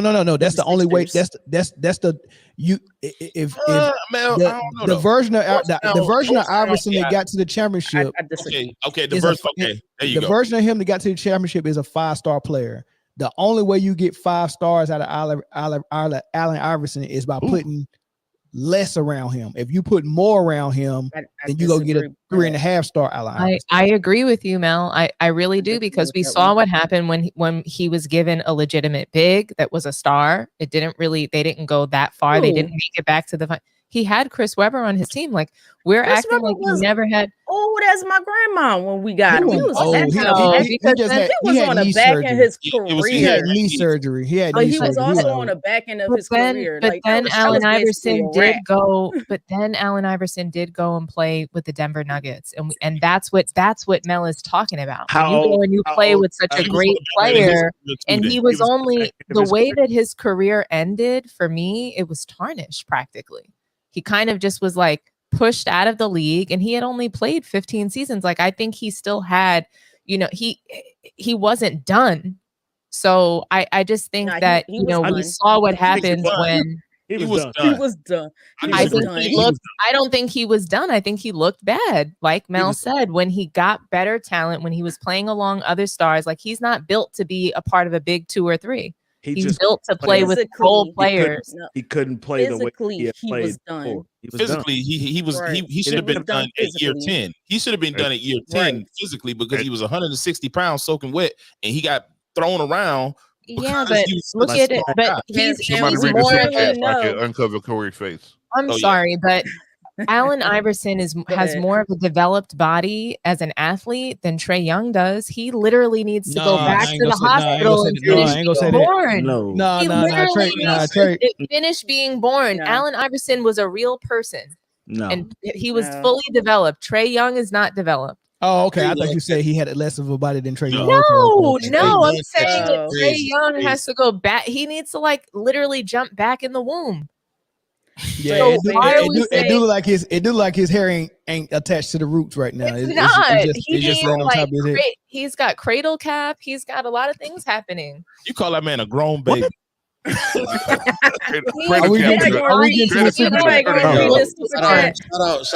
Hit up the super chat, man. Shout out to Khalil Abdul Malik for the $20 super chat. Shout out to Man Down Sports Team, and the rest of the panel. Your insightful analysis and dynamic discussions make mainstream sports media relevant. Keep up the amazing work and continue to elevate the sports community. We appreciate that greatly, man. Thank you. And that type of analysis go across all the podcasts. Kingdom Come podcast for Kansas City content. Sideline Speaks for all sports. Cowboy Spit for Dallas Cowboy content, and Motor City Roar for Detroit based content. So all of our analysis go across all those. So thanks for the super chat. But nah, so what was you saying about Iverson? You don't agree with me? You don't think that he was better at hero ball than he was at system? At first, when you said that, because I was thinking about Georgetown AI, and Thompson got him to play within that system, he still was able to showcase he was the best player. But when you said what you said, you said at the time that he made the championship, he was definitely playing hero ball, because that's all he could have played to get them there. So he didn't have a choice. Yeah, he didn't have no choice. Right. So you're right about that. And then they never put a player around him to help him. If you want to say Chris Webber and Dikembe Mutombo, like, they were on the back end of their careers. I don't know how much they were going to do. It's not that they couldn't. A 6'1" shooting guard, you can't put that. What can you put around that? You kind of got to put defense around them, and that's what they did. And then at the end, he didn't want to come off the bench. And it's like, why does he have to come off the bench? But somebody like LeBron and, you know, all these older guys, they don't have to come off the bench. I think that he had trouble. What'd you say? Different era. Different eras. Yeah. Different era of basketball. I'm just saying that the way he went out was sad. I don't like the way he went out. I don't like the way he went out either. That's on his. I mean, if we're gonna be real, and y'all know how much I love AI between him and Kobe, two of my favorite on the men's side, two of my favorite basketball players. I got two more. But that's on his fault, and he knows it. He didn't do what he was supposed to do to take care of his body physically, and he made that known. He was like, I don't like lifting weights. I don't like working out. I just like to go out and play ball. So that's going to impact your career, and you're going to sit on the bench because you can't do what you used to do. Once you slow down the step where everybody can catch you at 165 pounds, you don't stand a chance. Yeah, and that's what happened. He was exactly what happened. That dude was an unbelievable athlete, bro. That's what he was. And so eventually, him in the Detroit jersey is crazy. Yeah, it made me. That's probably that's where you send careers to die. Memphis too. You know what though? He had a Memphis jersey. I forgot the Memphis. When he came back to Philly, that should have been the end of it. Hey, you know what the reality is though? After your athleticism goes, you have to rely on your skills after your talent's gone. So once that athletic talent was gone, and he had to just depend on I'm here for all the basketball smoke, knowledge and skills, and that's why you go to the gym. That's why you practice, which he didn't like to do those things. So that's really what took him out early. At his height, he is really the reason I say he's the number one 76er is because he brought lights, camera, action, everything to the city of Philadelphia. And especially he took them to the finals and won a championship against a majorly dominant team that they had to play against, which was the Lakers. And we know what the Lakers did. So what championship that man won? Nobody else before him ever did anything. They didn't win. They didn't win. But like I just feel like Allen Iverson. Who else could have done that for them though? No, I'm with you on that. But I think you said they won. That's why I think. No, I didn't say they won. That Allen Iverson could have done a lot more. I think Allen Iverson could have done a lot more. I think that he also. I think he kind of gave birth to certain really poor behaviors in the NBA and lack of professionalism, the whole not practicing, all of those things. And Chris Mullin mentioned that before. That kind of, it takes away from the camaraderie that you're going to have with teammates. So, well, I mean, I think he left some things on the table. I say this, and then I'm gonna get to the caller that's on the line. I mean, his not practicing thing was not nothing that was nuanced in the NBA. That was like when you're banged up, especially a player that 165 like Iverson. I mean, he gave you 150% during the games, and he didn't miss games. He was at least playing as close as all 82 as possible. It was just that he was not practicing, which was normal for superstars, especially if you had existing injuries, like when Larry Bird had the back thing late in his career. You think he was practicing? Heck no. Well, when did it become popular? Because Michael Jordan was at practice, Kobe Bryant was at practice. But we don't know that. No, we don't. No, we don't know. We don't know who was missing practice because it was never announced. It was just the fact that Iverson's was announced. Like watch his documentary that they did, and they went into detail a little bit. It was not an abnormal thing for a player to say out of practice. No one could speak up for him because it was like it was mainstream. It was like a secret, but somehow it came out, and you know who was covering Philly sports back then when it came out. They needed stories. You know who it was? Stephen A. All right, call on the line from Washington. What's up? I'm here for all the smoke, man. What's your thoughts on the topic? Okay, you talking about Allen Iverson is probably the best one for Philly because he literally had nothing. But when he got Chris Webber, he was old. When he went over to Denver, he was just going out of his prime at the time. So he just never got lucky and got nobody good.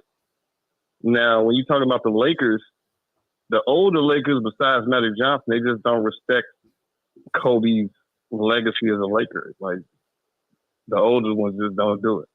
Why is that? And we all know why. Why? Because they look at Kobe's history as part of the fake Laker history. To be honest, you got the book, don't you? Don't you got the referee book? Oh, Didn't he say that two of those first 3 championships shouldn't have been somebody else's? One of them should have been Portland. One of them should have been Sacramento. The Kings. I'm with you on the Kings. I'm with you on that. So that's 2 asterisks right there. Then what happened when he played Boston? If Kendrick Perkins don't go down Game 7, they might not have that one. If KG don't go down the year before, he might not have that one. They just don't respect Kobe's if in legacy Ands as was far as the pots and Lakers. pans, the world would be a kitchen. I'm We just don't saying. live in if and ands. The referee basically came out and said that them smaller markets wasn't given the championship like they were supposed to back at that time. I agree with you on the Kings and the Portland series 100%. However, I don't think that means that the Laker greats don't respect that part of the Laker history with Shaq and Kobe. I don't think I think they respect Kobe a great deal. Okay, well, Jerry West helped build the Lakers, but he also helped build the league as a whole as a general manager. So he got a lot of respect as far as a player. Then I think y'all just don't remember how good Elgin Baylor was. So, okay, take him out of that. Now, Magic actually helped build the Lakers with the whole Showtime Lakers. He was the what they needed at the time to build the league. So he just got way more respect than Kobe. They don't respect Kobe legacy like that. That's just Magic Johnson said Kobe was the greatest Laker. So that's not true. That's one person that respect him. Elgin Baylor, not even the most famous Elgin. Who's the most famous Elgin? Shout out to Genuine. His name Elgin? No, that man name not Elgin. He was named after Elgin Baylor. The same OG, and he don't play no basketball. Elgin Baylor Lampkin, whatever his name is. I love Jerry West. Y'all do recall when Shaq left, it was a lot of dark years with the Lakers too, and Kobe as well. Define a lot. Smush Sparkers. A lot of seasons with them not making the playoffs. Define a lot. Barely making the playoffs. Define a lot. How many playoffs he missed? How many seasons? I'm not a Lakers fan. I can't tell you. I know you said a lot. Well, you said a lot. So when did Shaq leave? Shaq left what in 04, 05, somewhere in there. Y'all missed the play. So next year. What? So between 04 and 2008, that's just a 4-year gap, and that's just me thinking about finals. Yeah, I'm 04 to 08. He said the next year. And the year okay, I'm saying I'm not a Lakers fan. I just remember y'all being terrible. I mean, y'all was you just Kobe, made Parker, Kwame Brown. They was in the playoffs, big dog. They was in the playoffs. George. They was in the playoffs though. Y'all just wasn't. They just wasn't that good at all. But they was in the playoffs. Laker basketball. The Bobcats wasn't good during that time. The Lakers was in the playoffs. Hey, caller. Your smoke detector going off. All that smoke was a little bit too much for you. Sound like. All right, man. Thanks for the call. Yeah, I'm gonna tell. Yeah, all right, big dog. Yeah, that smoke got you cooked again, man. Come on, bro. You gotta stop doing this, man. Golly. I couldn't hear what he was saying. That damn smoke detector going off. All right, this is the last call we're gonna take, man. Caller from Pennsylvania. What's up? Caller from Pennsylvania, shut YouTube down in the background, man, and tell me what you think on the topic. Man, like Rose Wilding. I lived in Phoenix, Arizona when Steve Nash won them 2 MVPs. The Lakers was definitely in the playoffs during those quote unquote dark years that he was talking about. So he can kind of get out of here with that. Where you from, caller? Right. I'm from Pittsburgh, man. It's 33 Suki. I called in a few times. All right. Yeah, I remember. Yeah, he called in a few times. You know what I'm saying? But like Michael Cooper is entitled to his opinion, you know what I mean, about Kobe. Because there's a lot of great Lakers. The Lakers are a very storied franchise. If you put George Mikan in that discussion, then you're valid. You know what I'm saying? If you put Elgin Baylor in that discussion, you're valid. If you put, you know what I mean? Like, there's a lot of great players in the history of the Lakers. They're one of the core franchises, like the Cowboys or the Steelers or the Chicago Bears. There's a lot of players that make up the greatest players of all time in the league. Mm-hmm. You know what I mean? But Yeah, I that's don't facts. know. Kobe's number 2 all time, because when we talking about greatest players, we talking about their competitiveness, how they contributed to the game with their knowledge and teaching other players. Like, Kobe's one of the foremost of those dudes. So it's like, come on, man. Like, yeah, I'm with you on. Yeah, I definitely got Kobe high, but I got him right after Kareem. And of course the GOAT is number 1. So I got Kobe 3 for sure, man. But yeah, Kareem established the Bucks as a franchise. Like, you know what I mean? Like, that's true. Just off his contribution of bringing that team championships early in their life cycle. Facts. You know what I mean? Kareem is top great in the NBA, like, regardless of franchise. Facts. Like, top great basketball as a sport, high school, college, whatever else. Like, yeah, just basketball. Yeah. Yeah. Period. Yep. All right, brother. Thanks for the call. No, for sure. All right, thanks. All right, it was one more Georgia number, man. You can call back if you can get in here in the next 15 seconds. If not, we're gonna move. While we wait for that, real quick. Shout out to Shadua. Kobe played 20 years, right? Yep. 15 of those he made the playoffs. And the 5 he didn't was probably the last 5. Nope, it was the last 4. And inside those first 15, only the 04-05 season he did not make the playoffs. So 1 year of not one year outside those last 4, 1 year he did not make the playoffs. Yeah. All right, caller from Georgia. What's up? What's up, man? I called to say, you know, I'm a fan of basketball. I'm young. I ain't but 35, but AI is probably the greatest. Popular. How can I say it? He's the most popular Philadelphia 76er, but I feel like Dr. J is probably the greatest because of all the work he did in the ABA. You know what he did for Philly, putting them on the map. All this, you know, top 4 Philadelphia 76ers all time. I say Dr. J, AI, Charles Barkley, then Embiid. But sheesh, you forgot Ben Simmons. Yep. He's on that hated list. Might as well throw Tyrese Maxey in there too. Hey, I you're not forgot he was in the disrespecting league.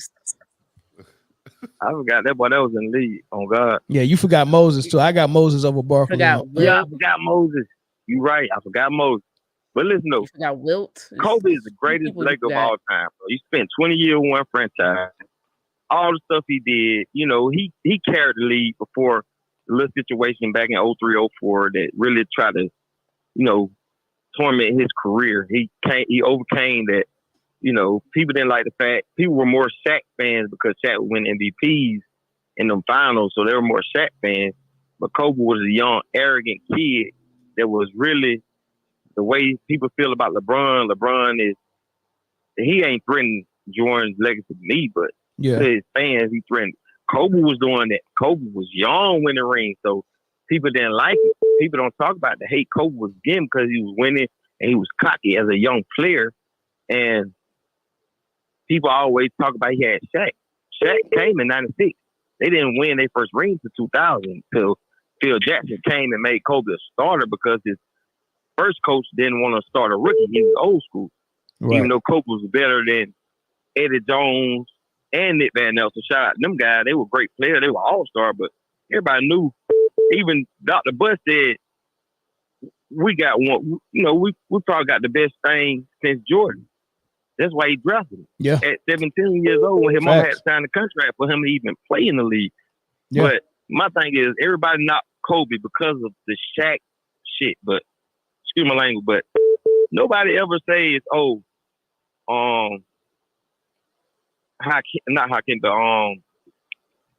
the big man.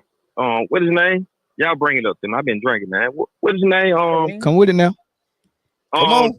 Don't let that liquor get you. The second best. Kareem. Yeah, Kareem. Kareem won one ring without Magic Johnson? Why Magic Johnson and Kareem are never knocked like Kobe is knocked? That's the only knock people have to knock Kobe is, oh, you won 3 with Shaq. Well, Kareem won 5 of his 6 rings with Magic Johnson. Magic Johnson won 5 of his rings, all 5 of his rings with Kareem. He couldn't beat Jordan without Kareem, you know. So if the person that is considered one of the greatest Lakers of all time, if not the greatest Laker of all time, saying that Kobe is the greatest Laker of all time, then why is the public or even Michael Cooper, who is not even top 10 Laker of all time, saying, "Oh, it's Kobe isn't even his top 5." That's yeah. I mean, to his defense, he did have him number 5. He just shared number 5 with Shaq, man. But you know, it is what it is, man. I think we can see. I think we can see through his list, and his list was just based on who he had experience with as a player. You know, man, and he just didn't want to slight his fellas, man. So he'll rather slight Kobe. But I think Kobe's too good to be slighted for any reason, man. So that's the only reason why I brought it up as a topic. But thanks for the call, bro. I appreciate it. Yeah, I appreciate y'all. All right. All right, we're gonna move. And before we move though, let's play Jeopardy, right? And the answer to what I want for my birthday. You don't even celebrate your birthday, bro. That's true. I don't celebrate my birthday. But if I did celebrate my birthday, that's the answer to what I want for it every single time. Mo cheeks. Oh my God. Oh my God. I ain't mad at that. I'm not even mad at that. You can't go wrong with that, man. I ain't mad at that. You can't go wrong. Getting in that car. I'm not jumping in the car. Hey, listen, this is a good car to get in. You can't go wrong with that, man. You know what I mean? And it can mean plenty of things, right? I mean, it can mean more of the same cheeks, or it can mean more, you know, of a variety. You know, that's why I get out the car right there. That's what I'm about. Yeah, I'm on the side of the road with you. Yeah, hey, see, I already know when to get out the car. Variety. Is that I know when to get out the car. Situation? Crazy. I'm out the car already. Let's we appreciate the phone calls on the topic, man. Yeah, Larry Johnson. You go to Larry Johnson. Is this the one that used to play the running back for Kansas City Chiefs? That ain't the one that said he was Jay-Z's love child, allegedly. That's not him. This is put that on Larry Johnson now. You ain't gonna throw that dirt on Larry Johnson name. He said that. Hey, don't put that on Larry Johnson. Yeah, I will say this: Larry Johnson, as well as Jamal Charles, as well as 2 other famous Kansas City running backs, all have problems reading the teleprompter. Exactly. Sheesh. Priest Holmes can't read. He's one of the ones that can. Yeah. Okay. Priest Holmes is a little bit older though. Yeah. All right. So let's get Larry Johnson. He did first of all, if y'all haven't watched Larry Johnson's interview on All the Smoke, he's hilarious. Bro, you think Charles Barkley got personality? This might be, I mean, he's a mix of Kwame Brown, Charles Barkley. He about to get his own stuff. Watch. He's got to. I did not know this dude personality was like that, bro. And I didn't know if you had seen it before I sent it to you, but dude, he's a good media personality, whether he want to be or not. Hire him now if he can get off that yak, because he sounded like he was on something, you know. But anyway, hopefully it's not Hennessy. Yeah. He said some interesting things, man. So we all remember the Grandmama commercials and all of that stuff, man. You know, and then we all remember Dave Chappelle talking about it's something about black men and them wanting to put us in those dresses. And then you start thinking about stuff. And I'm like, how did they get Larry Johnson in that dress? Like, how did Larry Johnson, 6'6", 235 pound, 2% body fat, mean go-to part in the middle of the hair?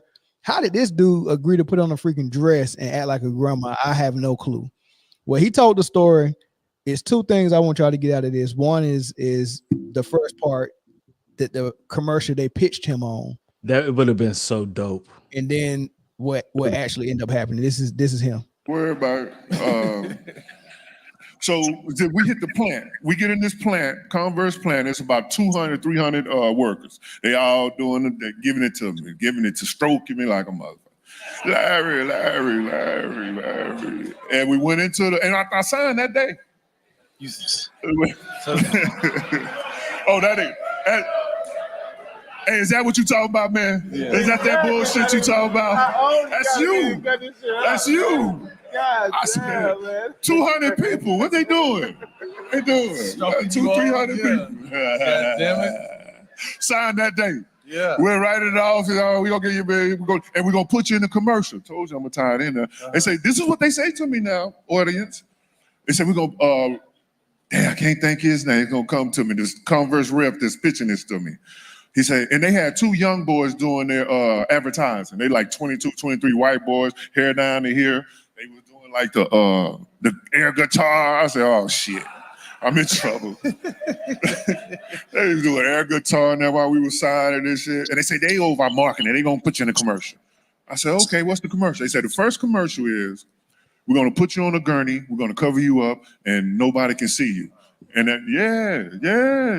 They said it's gonna be 2 doctors. One gonna be Magic Johnson, and the other doctor gonna be Larry Bird. And at the time, if you can't remember, they both was in Converse. They one Dr. Larry Bird, one Dr. Magic Johnson, and they going, scalpel, this, that. And they saying, we finished. And they say the perfect basketball player. And then one of them say, well, we got to name him. And Larry say, well, his name got to be Larry. Then Magic say, no, Johnson, Larry Johnson, Larry Johnson. And I raise up.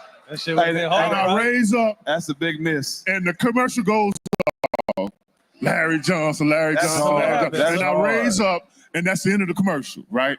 Ooh, that would have been cold. Sign me up, goddammit. All right, what y'all think about the pitch? Money. That's money. That would have been cold. That was perfect. They missed it on that the opportunity. You missed the mark on that one. Yeah. But the reason why is even wilder. Okay. This what actually happened. That's crazy. They gave me $1 million signing bonus. Yeah. Month later, I bought my mom house with $1 million. So the $1 million gone. Yeah. Yeah. Shout out to Dorothy Johnson. Shout out to Dorothy Johnson. Month later, we out. Come on now. We out of there. Let's get some. Here's the $1 million. A month later, we do that. So season starts. They come to me. You ready for the commercial? Yeah, I'm ready, man. The fellas ready. And another something to that story is one of them didn't want to do it. When I got to the set to do the commercial, now they ain't telling me nothing. I got to the set to do the commercial, and I walked into my trade big time program. You know, like in the LA? movies, everybody got a Hollywood. Yes, everybody got a trailer. Oh, this is my trailer, and I see a dress, a wig. I see all this in the corner. I said, where's my wardrobe at? Because I ain't bring nothing. They say you ain't got to bring nothing, and that's all I see hanging up. 2 or 3 dresses, some wigs. I said, come on, man. And they came. They said, Larry, they pitched this one to me. Now I done signed $1 million and done money gone. Money gone. I said, what happened to the commercial with me and Magic and Larry? He said one of them didn't want to do it. One of them didn't want to do it. Wrong. No. I never knew which one didn't want to do it. I never knew which one of them didn't want to do it. Larry loved me. Yeah, Larry loved me. I never knew which one didn't want to do it. Larry loved me. No, y'all getting what I'm saying, right? No, I mean facts. Y'all get what I'm saying? Nigga, I'd have been got it. Larry fucked with me. No, okay, wait a minute. Larry fucked with me. Before you start All right. They pitched them a great idea. Supposedly either Larry or Magic pulled out. He's hinting to Magic pulled out. Which is something he probably never mind. I'm not even gonna go there. Magic pulled out, right? And then they come back without telling him. He show up to the set and they throw him in the dress, but he already done spent the money that they gave him. So it ain't like he can back out and say no. I mean, I guess you kind of can, but what y'all think about the when you think about that, and then in light with what Dave Chappelle said about this weird fetish with Hollywood producers wanting to put men in dresses, specifically black men in dresses for whatever reason. What's y'all thoughts on that? And how did that make y'all look at Grandmama now? I don't think that had to do nothing to do with it. I think they scrambled for an idea at the last minute because somebody backed out, and that's like the best shit that they had. My thing is, My thing is this: if you paid Larry already, you didn't pay the other two as well. Facts. Oh, they got. If one came back out, how can the other one? Just because they got the bigger name at the time? No, I mean, I feel like there should have been a court proceeding or something, or you make Magic do the commercial. You already were tied by money in a contract. So, Magic got the money to give back though. It was the best thing that happened to Larry Johnson. I think it still would have been dope though. I mean, Grandmama wasn't that dope. Listen, Grandmama wasn't that dope. The commercial was okay. The commercial was all that. And I'll tell you why Grandmama was that dope. All right, remember he played for the Hornets. I'm in Food Line. They giving us out posters. And remember, I actually had it on my wall for a long time. It was like a life-size joint, how you can check your height. That man 6'6", but they had him with a in the Charlotte Hornets joint. People like he became the face of the thing. I remember seeing Grandmama hooping people up on Family Matters. Him and Urkel just dropping cats off. Like it gave him crossover appeal where it did. They weren't gonna take that country bumpkin and put him on TV outside of basketball. So you make a good point, Jay.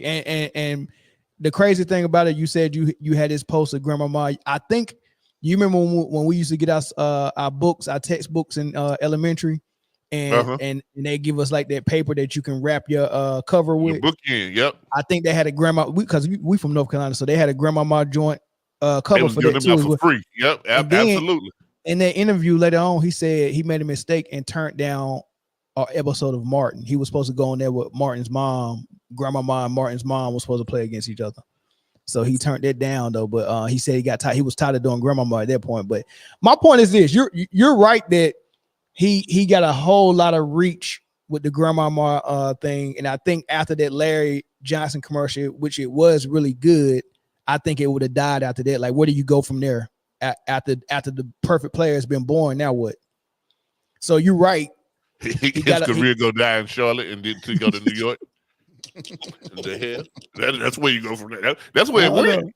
I just think it's just sneaky for them to daggone throw that. I mean, they could have came up with something better than that dress. And not only that, I honestly believe that they never ran it by Larry or Magic. I can tell you whatever I want to in the meeting. You signed the contract and spent the money and throw your put this dress on. Yeah, but if they can tell him to put the dress on because you on the contract, why they can't tell Magic to do the commercial like Chris? Because they already signed their deal. That wasn't part of their deal. They was already in conversations. This how you say if right now you had a chance to sell to Nike and then they was like, well, we already got Michael Jordan and LeBron and Nikes, man. We can have them come on the Man Down on next Friday. You like, hell yeah, you signed that contract, man. I ain't talked to neither one of them. We ain't doing that fucking show. You know what I'm saying? Especially not together. You guys remember the obsession though in the 90s with especially black men, dressing up as women. Martin was doing it. It was happening in Family Matters. Like it was happening across Hollywood. And I think the reason it was Magic Johnson. I think even the Wayans brothers, they had been doing it for years, Low Down Dirty Shame, Mo Money, Jamie Foxx. Yeah. It's been happening for so long, but I think it was Magic that pulled out. I think that it was because he never liked his Converse deal and the money that he was making with them. He's always like historically complained about it. Nike didn't buy Converse until 2003. So I think it was Magic that pulled out of that commercial. I think Magic pulled out too. And I think he pulled out because he didn't think Larry Johnson was gonna be I don't think he thought he was gonna be that good. That's how his name to him. Definitely wasn't gonna be the greatest basketball player. I think also, but when you think about it, though, we're talking about Larry Johnson being in a dress. Who knows, like what the real circumstances of it was, and just like what Magic Johnson had just been going through, and the rumors surrounding him and his illness. I think there were probably a variety of reasons why he pulled out of that. He wasn't gonna keep saying pull out. Got it. Yeah. I mean, yeah. Well, Taco Master said he never pulls out, but I don't know if pulling out was his problem though. Going in was his problem. Pulling up was his problem. Yeah, the selection. seems like there was not a party that he was willing to turn down. He didn't sign no NDA either. They said Magic was on all sorts of white. You know what though? Hey man, I thought that was some of the funniest stuff ever, man. The Grandmama. I like comedy, man, and personally, bro, them dress series was pretty funny. I remember Jamie Foxx when he was it Wanda? Oh man, come on, the clip with Jim Carrey and what's his name? Richard Allen. Richard Allen Greer. That shit. David Allen Greer. My fault. David Allen Greer. Yeah. David Allen Greer. That shit was comedy, bro. All of it was funny, but now that we know about the ritual in Hollywood, it ain't funny no more. Yeah. What ritual? Hey, listen, somebody had to teach Diddy how to be a monster. Correct. Oh, stop. Come on now. There y'all go with the conspiracy theories. No, that's a conspiracy theory. That's good comedy, man. Listen, man. No, it ain't even about the comedy. I'm just saying that if you aspire to be an NBA athlete, and on your way up to success, you learn what NBA athletes do off the court, and now that becomes part of your rhetoric. If what they're doing is something that people shouldn't be doing, and you get caught doing it, you know what I'm saying? Yeah, you're gonna go down, you're gonna fall, but you probably sitting there like, yo, these dudes have been doing this for years. I was never into this before they indoctrinated me into that. Whatever that thing might be. It could be steroid, anything from steroids to little boys, I guess. I don't know. Sheesh. I have a theory about the black men in dresses, but I don't know if I can word it properly to kind of iterate that on this platform. But I think if it's done in good taste, man, and it's good comedy, I'm with it. But personally, I would never get in a dress, especially if I was 21, 22 years old. And why wouldn't you get in a dress? Why wouldn't you get in one? I wouldn't entertain nothing like that, because but why 21, 22, I was a totally different person, and that definitely wasn't part of my swag. That's what I'm saying. But why wouldn't you get in no dress though? I'm just not that type of cat. I'm so not. How is it funny? And to be honest with you, Mel, I wasn't nothing to laugh at. You know what I'm saying? Look, I believe you, but the fact that you think like that is the same reason why it ain't funny, and we got to understand why they keep wanting to do it. It's not really funny. Honestly, to be honest with you, it's on you to do it. You know what I mean? In all fairness, guys, did anybody see Mrs. Doubtfire? Yeah, didn't like it. I don't like men in dress. It's not just what nobody say on what you call it. Hated it. Yeah, is it? Nah, I mean, it wasn't my type of comedy, but I get it. I get it. I get you, Dominique, but I think it's more so what you see. You see more black men in Hollywood do it than white men. Nah, you've seen all of them in dresses. I don't think it's all of them. Athletes. That's all I'm saying. In comedy, that's a very popular thing. It's not just black men. I think that there's a different connotation when it is black men. So how we view it's definitely different. I'm just saying it's not only black men in these dresses. If you look throughout history, go ahead. I'm sorry, Britne. Go ahead. If we look throughout history, there was a one point in time way back in the day when they would do plays. Women weren't even allowed to be in plays, so men would have to put on dresses and wigs to play those parts. I'm not saying, like, I don't know the situation with black men in Hollywood. I'm not a part of Hollywood, but I do see how they do like to portray us, and I'm not saying it's right, but I don't know if this is only a black man issue, I guess I can say. But also, then the question that we have to ask is, and he's not here anymore, why did Flip Wilson? Because I think he was one of the first ones to do it. Flip Wilson did it, who's a comedian, and then you hear Jamie Foxx and Martin Lawrence, they looked up to Flip Wilson, and then they kind of follow suit. So that's a problem. I find it as comedy, but I mean, I personally, at my age, I wouldn't have done it. But then I wasn't in the comedy realm like that, so I don't know. Right. And Larry Johnson wasn't in the comedy realm. He was a basketball player. But look, this is what I would say, and he's still ashamed of it to his day. Like when they put the picture on screen, he didn't even want them to put it up there. Man, take that junk down. Take it down. Oh, come on. He don't even like it, and he said he didn't want to do it then, but he had already spent the money. He didn't know what his rights was, right? So he just did it. He's not proud of it. This is my thing though.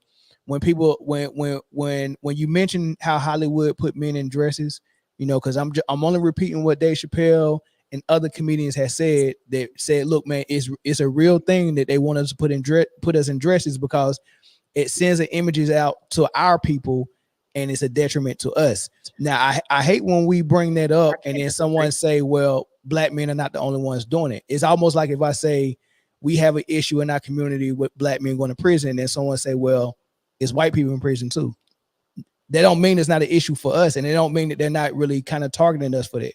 Just because you can point to a example of a minority that's in that situation. So when it comes to Hollywood and black men in dresses, it is an issue, and they do push that on them for some odd reason. And for some odd reason, it's just before they ascend into a higher plateau. It just is what it is. And if I disagree. But if people I do agree. So that was the point I was trying to make, though, Mel, is that like all men are in these dresses, right? But it's a totally different implication when it's black men doing it. Right. And I do think that there's gender implications there too, because especially today, why do you think it's even worse for, Larry Johnson to see him in that dress? Because there's an influx of men demanding to be women. Mm-hmm. So, you know what I'm saying? It's almost no longer funny now because he helped usher that in, Dominique.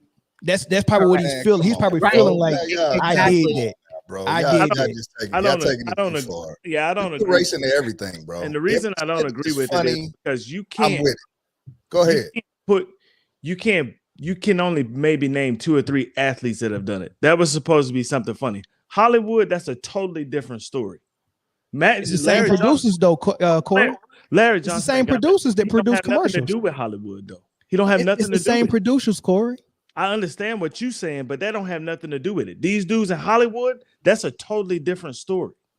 Yeah, but it's the Hollywood producers are the ones who are producing the commercials. But the reason that Larry Johnson probably don't want nothing to do with it no more, because now he knows what it entails.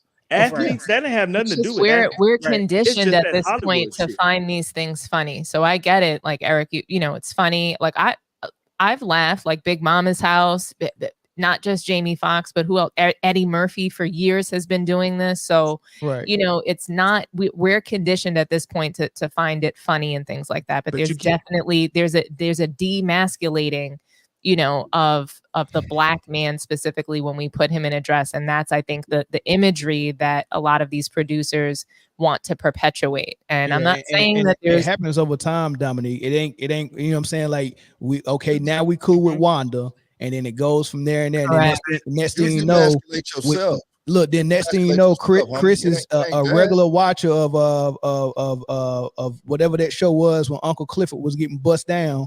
Yeah, and he's just perfectly fine with it. Even Jim Carrey was doing it. Like, look, Eric, you're saying that you think it's funny, but yet you wouldn't do it. You wouldn't do it at 20, and you wouldn't do it now.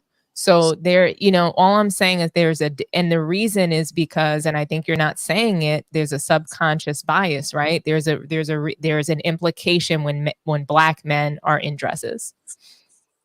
I get it. I would understand what y'all saying. I just think we take the whole race thing and we apply it to everything. Like, oh my God, they hate on the black man. They trying to get us in dresses. Oh my God, the black man is so oppressed. Man, you oppress yourself. We didn't say oppressed, but you can say yes. Race do apply to everything. Comfortable wearing that dress, whether he spent $1 million or not. He'd be like, "Hey, homie, I'm not wearing that dress. Y'all need to come up with another flick, another joke, I get that you don't feel personally oppressed, like maybe in your own household and things like that. But sometimes what we're experiencing as an individual does not represent the larger picture, and so black people, in my opinion, are still the very most oppressed. I get. I'm totally with you, and we definitely agree on that. I just think that we can't keep using oppression as a crutch. That's just me. I don't think, but we not, Eric. I think, and me and you had this conversation a lot when we get on these topics, and like the other end of the spectrum of people who use it as an excuse is what you're thinking about. And then when someone says anything about race, you automatically link it to the far end of the spectrum of the people who make it as an excuse. I don't think nobody on this panel, including yourself, will ever use anything as an excuse. We go getters. Like, we all go getters. Exactly. So yeah, so you I mean, hey, neither one of us is missing any meals, man. Well, I miss one a day. I definitely miss one a day. You know what I mean? We both got nice cars. We both live in nice houses. We both live in California. Come on, bro. Like we made it happen. We changed our own circumstances. We both joined the Navy. We did our time. We did everything we were supposed to do. So I don't believe in that black shit being a crutch, man. And I think people jump onto that shit, and you just don't want to hold yourself accountable for the shit you do. If you don't want to wear a dress, if you don't like how that shit feel, if you think you look fucked up in that situation, you can always say no.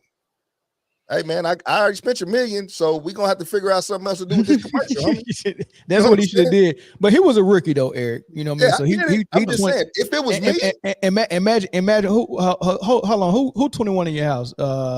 Trey. Okay, imagine him if he didn't have his dad to call and get advice from at that moment. Imagine him, they done gave him $1 million. He done bought your wife a house. He ain't got the $1 million. He show up and they're like, yeah, put this dress on. You got to. I'll be like, he probably was like, man. I'm like, you ain't put my motherfucking son in no dress. You ain't attaching my last name to that. Got me fucked up. Let me speak to your manager.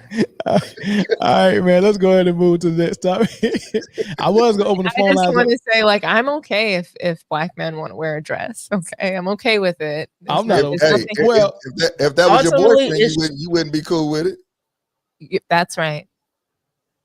Ultimately, it's your choice. That's all I'm gonna say. Exactly. Like ultimately, like it's your choice on what you want to do. If that's what makes you happy, then that's what makes you happy. Hey, if your boyfriend showed up right now, Britne, and he said, "Hey, I just want to wear a dress," you ain't gonna be with it. Nothing about my boyfriend. I'm talking about. I'm just saying.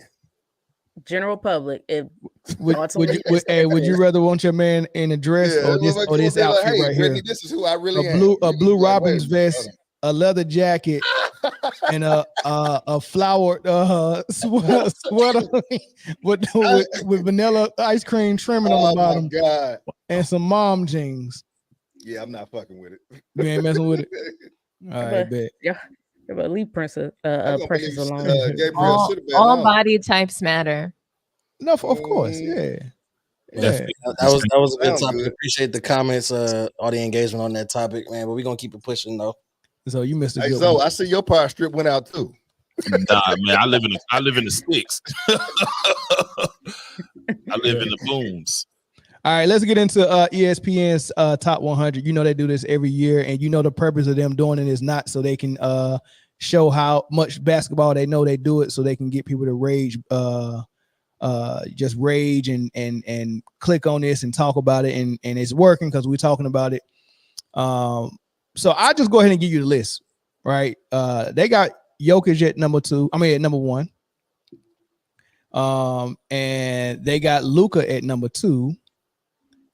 And it's very interesting. Giannis at number 3. And Shai Gilgeous at number 4. They got Jason Tatum at number 5, which is funny because he couldn't even get in the game in the Olympics. They have Steph at number 6. They got LeBron at 7. They got Joel Embiid at number 8, and he was number 3 last year when they made this list. So he dropped 5 spots. They got KD at number 9, and number 10 is Anthony Edwards. Now, we'll get into the order of that list, but first I want to talk about Embiid. Mm-hmm. They said that he dropped because of injuries. Why he fell 5 spots? Injuries. When Embiid was healthy last season, he was having a truly historic season, as he was on pace to become the second player alongside only Wilt Chamberlain to have more points than minutes played.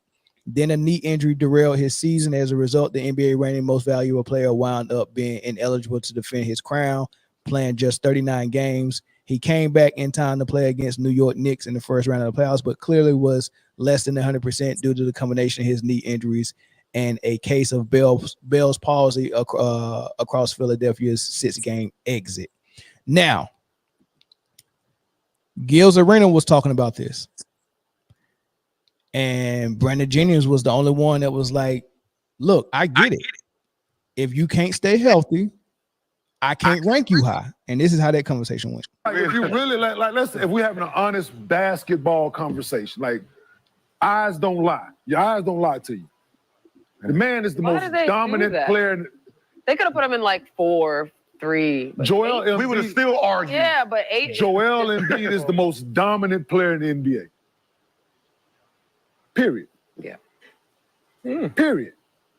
No debate, question about it. Yeah, when you what say is dominant, what are his little blurbs? offensively, what do you dominant? Dominant. Damn. Yeah. Yeah. Yeah. Only thing stopping him is injury, not a human. Not a human, not a referee. Nothing, no one. I mean, that's a lot of players. No facts. Like, listen, 4 or number 3. Thank you. I'm gonna put him at 4 and just let him get mad to go to 1. Right? Like we know he's gonna argue that he's 4, but that energy is fine because we know he's gonna go for 2, 3, or 1. Absolutely. Cool. I'm cool with that. So you say if you put Giannis at 4 just to make him mad. Put like this, yeah. Like this. The top 4 is arguably they can all claim the number 1 or 2 spot. Absolutely. That is, there's nothing we can do with that. I mean, that's fine. I mean, he's been hurt, so I get it. I mean, Kawhi Leonard should be top 10, but he's always hurt, so I get why he's 8. But you get why he's 8. Yeah. If Kawhi Leonard, why register, right? Because he's always, he's injury. That's not Kawhi. No, that's fine. But I feel like Kawhi Leonard should be top 10, but he's not because he's hurt. So I get it. So who did? Over who? Who would you take out? Jason Tatum. Whoa. The hate continues. I mean, Kawhi Leonard. He would be in there if he wasn't hurt all the time. So, but he made second team. Second team. That's what I'm saying. If he wasn't hurt all the time, he would be in there. So where Embiid is fine. He's always hurt. No. What does his injury have to do with his skill set? The skill set is. His injury has to do with everything. That's why he's not in the top 4. He's not available. That's why Kawhi Leonard's not in there. Can I ask you a question? Hold on. I got a question for this Bucks fan over here. Did y'all best player miss games last year in the playoffs? Yeah, what they got to do anything? He's still 3. He was hurt. Okay. He's still 3. Did he miss games? Missed the entire postseason in 2024. The Heat the year before. Yeah, but Kawhi Leonard's not even. But he's not even these. But you said Joel though. He's not even available either. Playoffs. A little bit. Huh? He played more than Giannis in the playoffs. A little bit. I mean, he ain't got a. I mean, Giannis got a ring. Giannis got a ring. Prove. But he averaged more points. I'm proving. Go get one. Right. Go get one. Last year. Go get one. Last year. I got a ring. Go get a ring. Go get a ring. You got one last year? I got one though. We got one though. But we got one though. When he gonna get one? No, we're talking about. When is he gonna get one? When is he gonna get one? So all that shit about all that y'all talking. He's right where he should be. So until he become healthy. Nah. Just like. Hey man, thoughts, man. I think the biggest flaw in these lists every year is that they continue to group a player's entire resume and accolades into the list. I think the list should be solely based on performance of the last season. And I think if that was the case, then the top 10 would not be what it is, right? Availability is your best ability. The right? best ability is availability. Yep. Kawhi should not be in the top 10. Embiid should not be in the top 10. If you can't play, how can I judge your game? Right? I'm only supposed to judge off a small sample size. But they say Joel played 39 games. When you got people who and all the playoffs, and then you got people who played the league minimum for awards at 65 plus the playoffs.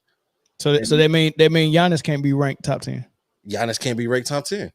That's tough.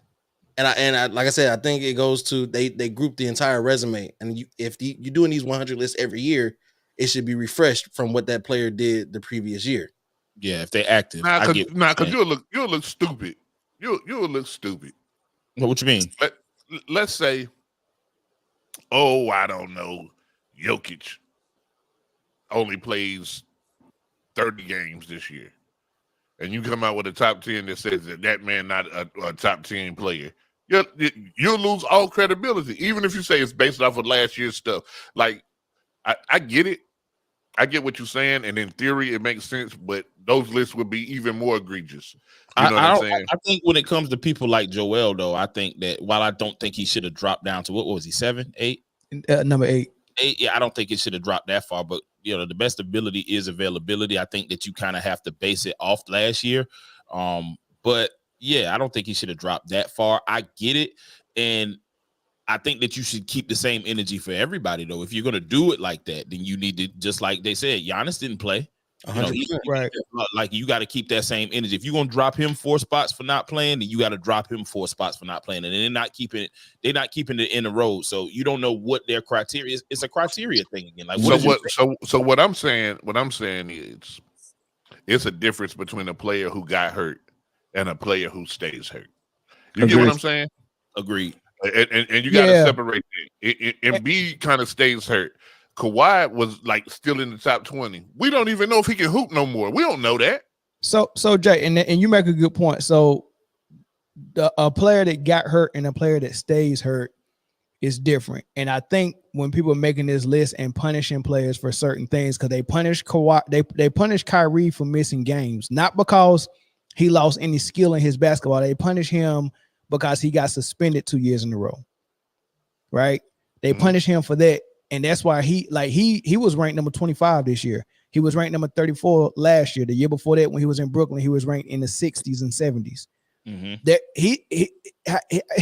it's not that he lost skill.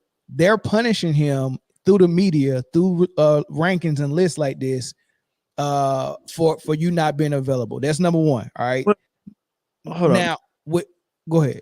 All right. So with what you just said, right? His skill set never changed. It's just like having a Ferrari in the garage, right? Mm-hmm. With somebody like Kawhi or Embiid, right? Like they constantly have a flat tire. What good is it for you? With Kawhi, they just took the keys. That Ferrari is still good. It just don't have no keys. But if this Ferrari is always shut down, you understand what I'm saying? There's a difference. It's a difference. There's a difference. But when I put it on the road, if it still operates at whatever horsepower it's supposed to operate, and that's how you're supposed to do these lists if you're going to include injuries. Did they suffer an injury that's going to change the way or how effective they are as a player? Like, did they have an injury where, oh man, he's not going to be able to jump, or he going to have to play with a swollen knee for the rest of his career, or he going to have to play in the brace? Like, if I can see you dropping for that, but if the injury didn't change your skill set or how well you can perform on the floor, I don't think you should drop for that just because you go miss games. Well, we saw still one of the best players in the Olympics though, and he looked like the Ferrari that was constantly on the spare tire. He didn't look good. Yeah, that's what I was just about to bring up, is that I think his ranking is being impacted by his play in FIBA. He was exposed, in my opinion, in Olympic play. They should have said that on the article instead of saying because of injuries. He hurt. Yeah. And furthermore, we all know that what big man supposed to look good with LeBron. That too.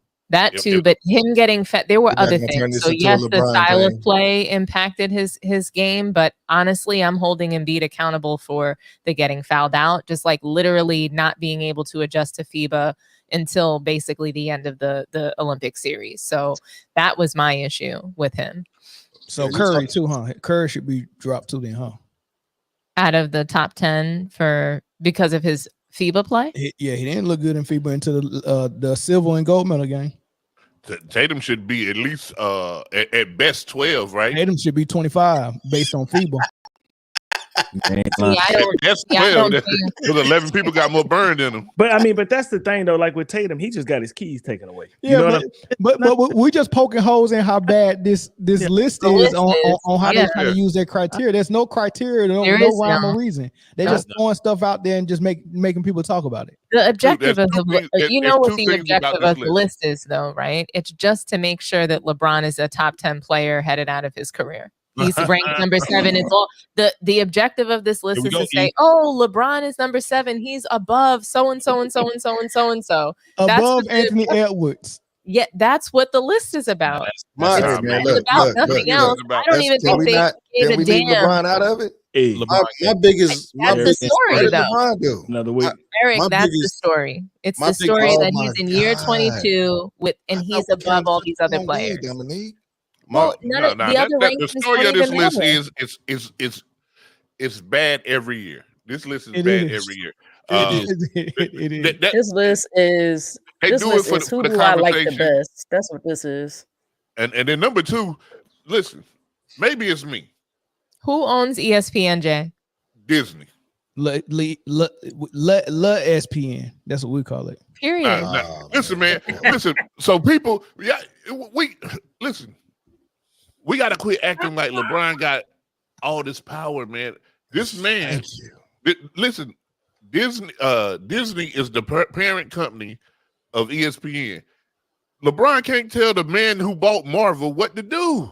Let Mickey. Look, when you make a deal with Disney, ESPN, and the NBA to convince everyone to go into the bubble so they can't lose all the money that they thought they was gonna lose in 2020. That man can't make that deal. They owe you.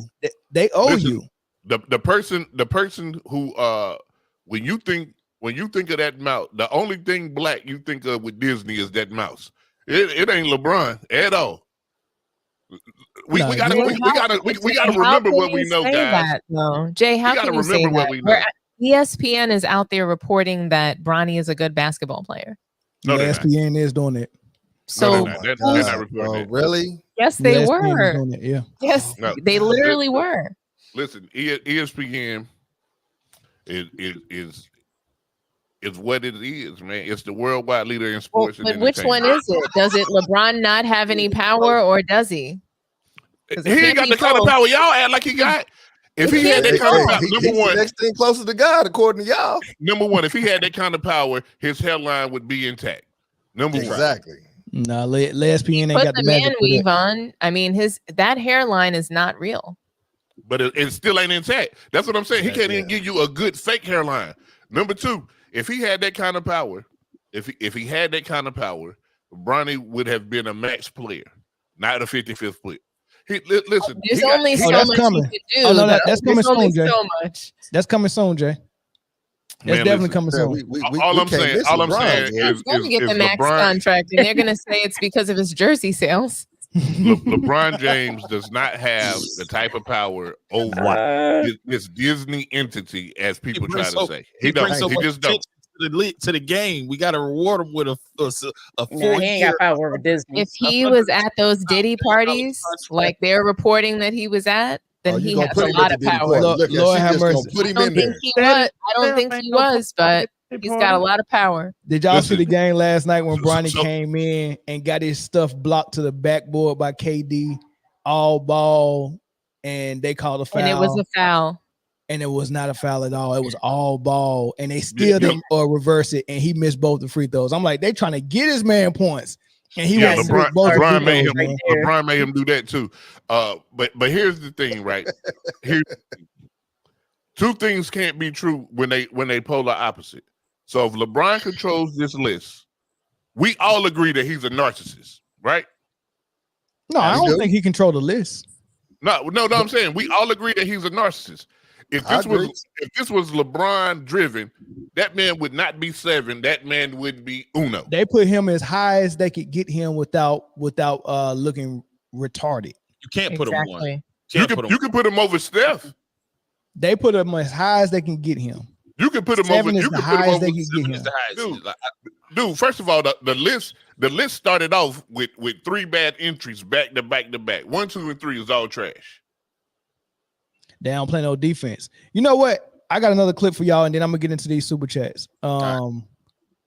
So just speaking on the Joel Embiid stuff, man. Kevin Garnett, you know Kevin Garnett, he slips in and out of wanting to be a media member that drinks the Kool-Aid, but every now and then something bothers him so bad where he got to snap out and be honest. Mm-hmm. So this was one of his honest moments. Like it's over. Like I guess for the duration that he's ever in the league, which is a fucking amazing that he can get this off. I mean, this is it, dog. Back to backs are part of the fucking of the. So that's going to be about like 15 this year. Games so automatically you're not playing in 15 games. So he's missed. You got a 67 game schedule. Right. He's going to play one of those games, but he's not going to play both of those games. Yeah. Man, listen. Okay. What do you think is a good number of games he played? 82 games, man. This is what the fucking job calls for. You're not practicing. You're not even playing a whole fucking. You don't play in the summer. Right. I can see if you playing in the summer. You on the playground. You went to the Olympics. Then it's training camp. Y'all do 30 days of fucking tour days. Okay, that's when you get rest. Man, I don't want to hear this shit, man. I don't want to hear none of this shit. Motherfucker can sit out a back-to-backs. Bro. Hey, listen, we done with that comparison of the era shit. We're going to respect this era and what it does, and that's it. Don't compare nobody and none of this shit because you can't. If you ain't play, man, listen. I think that's going to hurt Philly. That's going to hurt Philly from not even that, but bro. From a seeding perspective. It's rhythm. One night I got P, next night I ain't got it. You might have to they might put themselves in the position to where they play Boston in the first round. Bro, the league that might not be good. Bro, this is all over the place. Real shit. And ain't nobody saying nothing. You know what I'm saying? Ain't nobody holding nobody accountable, bro. So not only are they not gonna practice, they gonna sit out. I ain't got you in 15. Hey, look back to backs. So guess what teams gonna do? Teams now can lock in on you. Okay, let me see what Philly playing. Okay, here. Okay, look, if he probably not, because they gonna go, who's the team that we can better beat out of the night? So you got some nights they're gonna have Boston, Orlando. Okay, probably let's go ahead and you're gonna play Orlando. Like that's what's finna happen. So he said he snapped out of it because remember he put out the olive branch and was like, all right, I'm gonna stop dogging this era. I'm gonna big up this era. I'm gonna big up LeBron. I'm gonna all this stuff. But he like, look, man, I can't keep doing this, man. Y'all can't play 82 games. Name a superstar that was in that top 5 list that played 82 games. Name one. The only person who played close to 82 games that was in the top 10 was Tatum and Edwards. Yep, and Luka Vandross show ain't playing 82. Nah. KD little baby body ain't playing 82. You know LeBron 10 man ain't playing 82. Steph, Mr. Glass ain't playing 82.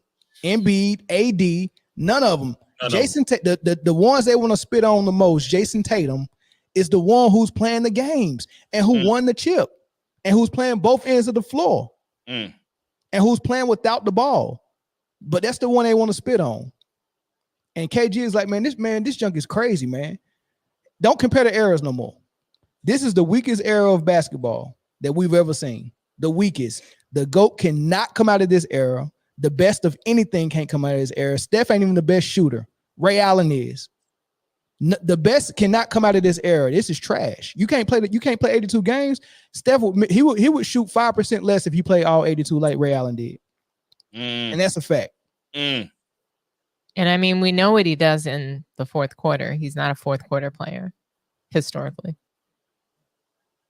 It's just man. Shout out to my boy Brandon Trapp in the building, man. What's up? T Rapper. Yeah, that's facts. The best of nothing can't the best can't come out of the weakest era. I don't know about that. Imagine naming somebody the best fighter, but he fought around. He fought people that had one hand. Make us understand how the best player can come out of this era. It's not possible. The environment don't exist. The best of anything can come out of the weakest time period, and I don't know about that. Well, as far as basketball, because you got an opposition that go hand in hand with what you're supposed to do. And we're only rewarding people for points, rebounds, and assists. That's it. That's the only part of basketball where people get rewarded: points, rebounds, and assists. If you can do that, you can be number one. Nobody's talking about defense. Nobody's talking about playing all the games. Nobody's talking about heart. Nobody's talking about doing it the normal way. It's just that if I can form a super team and get a ring, I can be compared to Mike, right? I don't even have to repeat titles. I can just win one time, or maybe not even win. Now it looks like we're headed towards a place where you don't even have to win. Jay, I don't know about that. I'm with you. You know why I'm with you? You know why I'm with you, Jay? The reason I'm with you is because maybe in basketball y'all can argue that, but in football, I think we're getting ready to see one of the greatest players come out of this era. But it's not. But this era in football is not weak though. Hold on. It's weaker. It's weaker. Some people can say it's weaker, right? Right.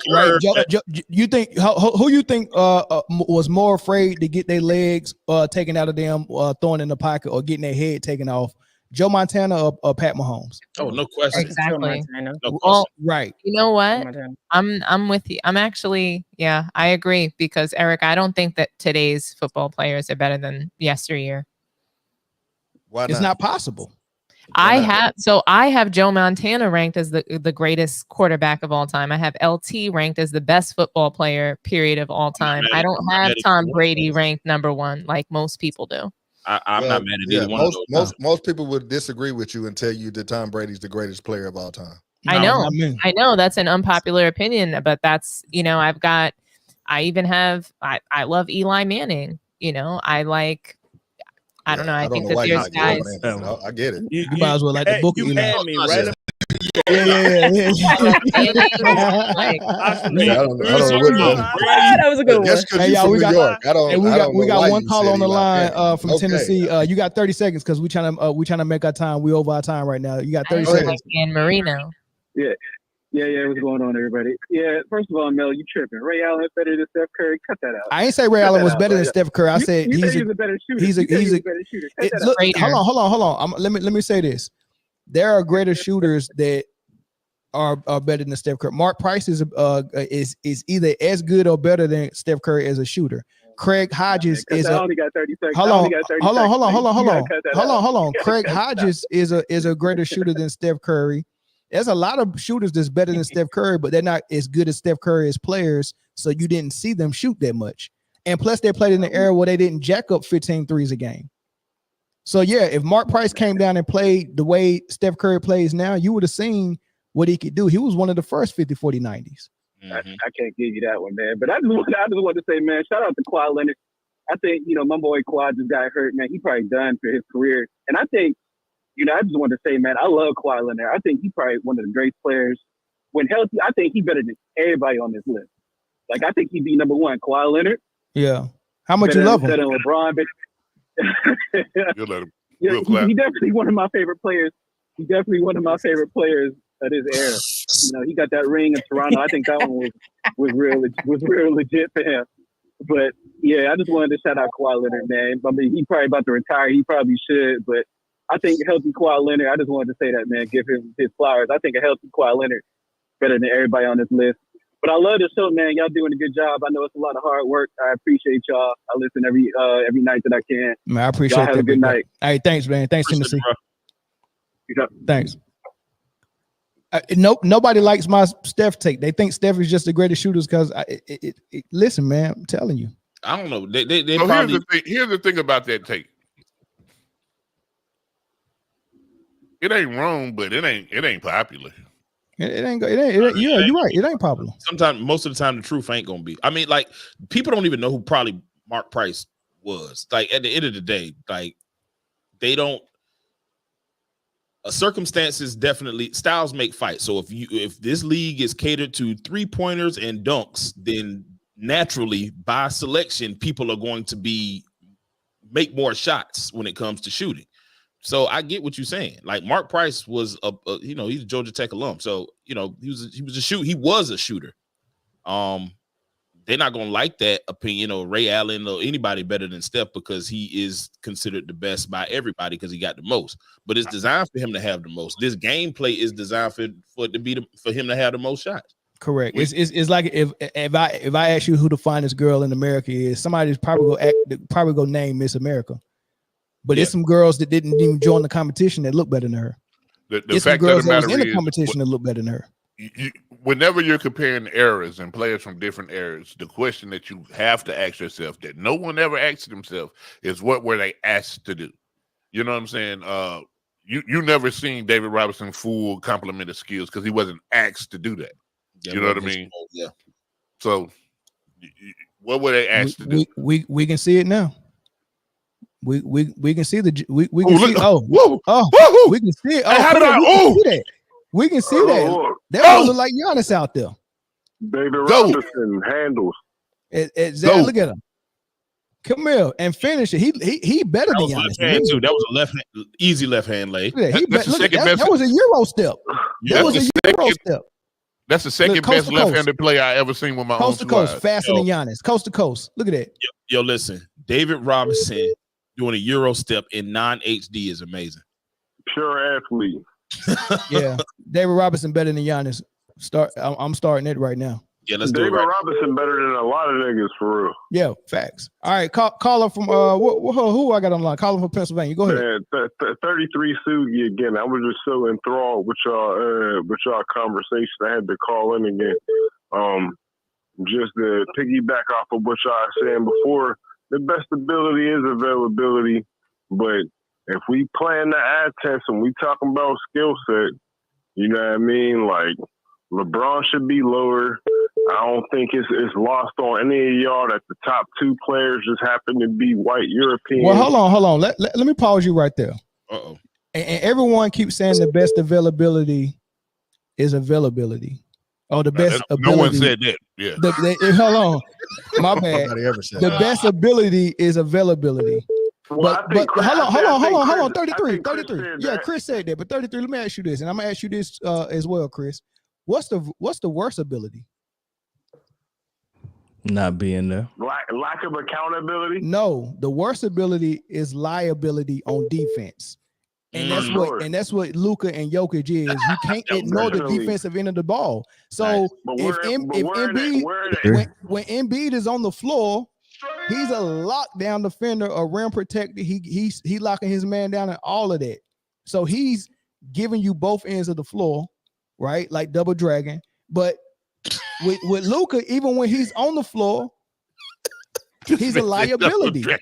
And that's a worse ability than. Let me just ask you this, Chris. Which one is closer to being a detriment to your team? You not been available, or you been a liability on defense? It's definitely being a liability on defense, because if you can't play because of injury, that means somebody can take your spot and play defense. But if your team depends on you and you ain't there, then it's that. Yeah, but your team defends. Everybody got to defend. Everybody ain't got to score on offense. Some people on hold on, Sugi. Some people on offense is there to set screens and get offensive rebounds and catch and shoot. I don't need your points. I don't need your offense for real. But on defense, it don't work if there's a weak link. Everyone has to be good on defense and at least stop their man at a minimum. Well, it used to be like that. It ain't like I that. was gonna say it ain't like that no more. It ain't like that no more. When I heard Jason Kidd say we all got to help Luke out on defense, I said you can't say that and then say he the MVP at the same time. Yeah. You can't, but they do. Crazy. Hey, and plus bench players tend to be more passionate on defense, because if you ain't out there contributing in some way, they sit your ass back down. But that's you know what I'm saying? Like, so if somebody get hurt and that dude coming up, he's like, I want to show whoever watching that I can contribute on whatever end of the floor they need me on, so I can keep making this money. You know, that's kind of a general statement, but I tend to see that happen. Yeah, facts. Yeah. Thanks. Let me get these other calls in because we're in a rush, man. I'm Thanks, about to make everybody mad with this. Until Wemby and Zach Edey are the two most dominant players in the NBA, I don't believe it. Oh, Zach Edey is he gonna be nobody should be able to stop neither one of them right now. I'm telling you right. Caller from Louisiana, go ahead. What's up, man? Who this? This Louisiana, man. Oh, this white Jesus? Yeah, I got a question for all y'all. Come on, man. No, I got a question for all y'all. Go ahead. What color Jesus was? He was black, brother. Oh, man, come on, dog. Is this a slave colony again? Girl. All right, man. We out, man. Thank you, sir. Bye. Yeah, I know. Bye. Man, hey, man, get off the plantation, man. Look. There you go, man. That man said. There you go, man. They gave you your papers, man. You good. Yeah. There you go, bro. They gave you your papers. They gave you your papers, Juneteenth, man. boy, God. You go to Mississippi now, man. It's all right, bro. What's up, man? What's up, man? This is the last call, y'all. Last call. Caller from Ontario, Canada. What's up, brother? Hey, great. Hey, what's going on? What's good? Hey, man. Great show you guys had. Just want to killing somebody? Great work. Damn, man. Appreciate you, big dog. Some yeah, ESPN, the ESPN list is a total sham. I definitely agree that health has a lot to do with it, and if you're not available to play, and you're not consistent, you can't play both ends of the floor. All those things should be taken into consideration. Facts. Where you are ranked. And yeah, I agree that LeBron has a lot of sway and a lot of control, and that's the league's fault, man. You're not going to promote these young guys, and you're just leaning on him all the time. This is what you get. Other than that, man, I liked everything that everyone said. Everyone had great points, and yeah, controversial take. I think Ray Allen is my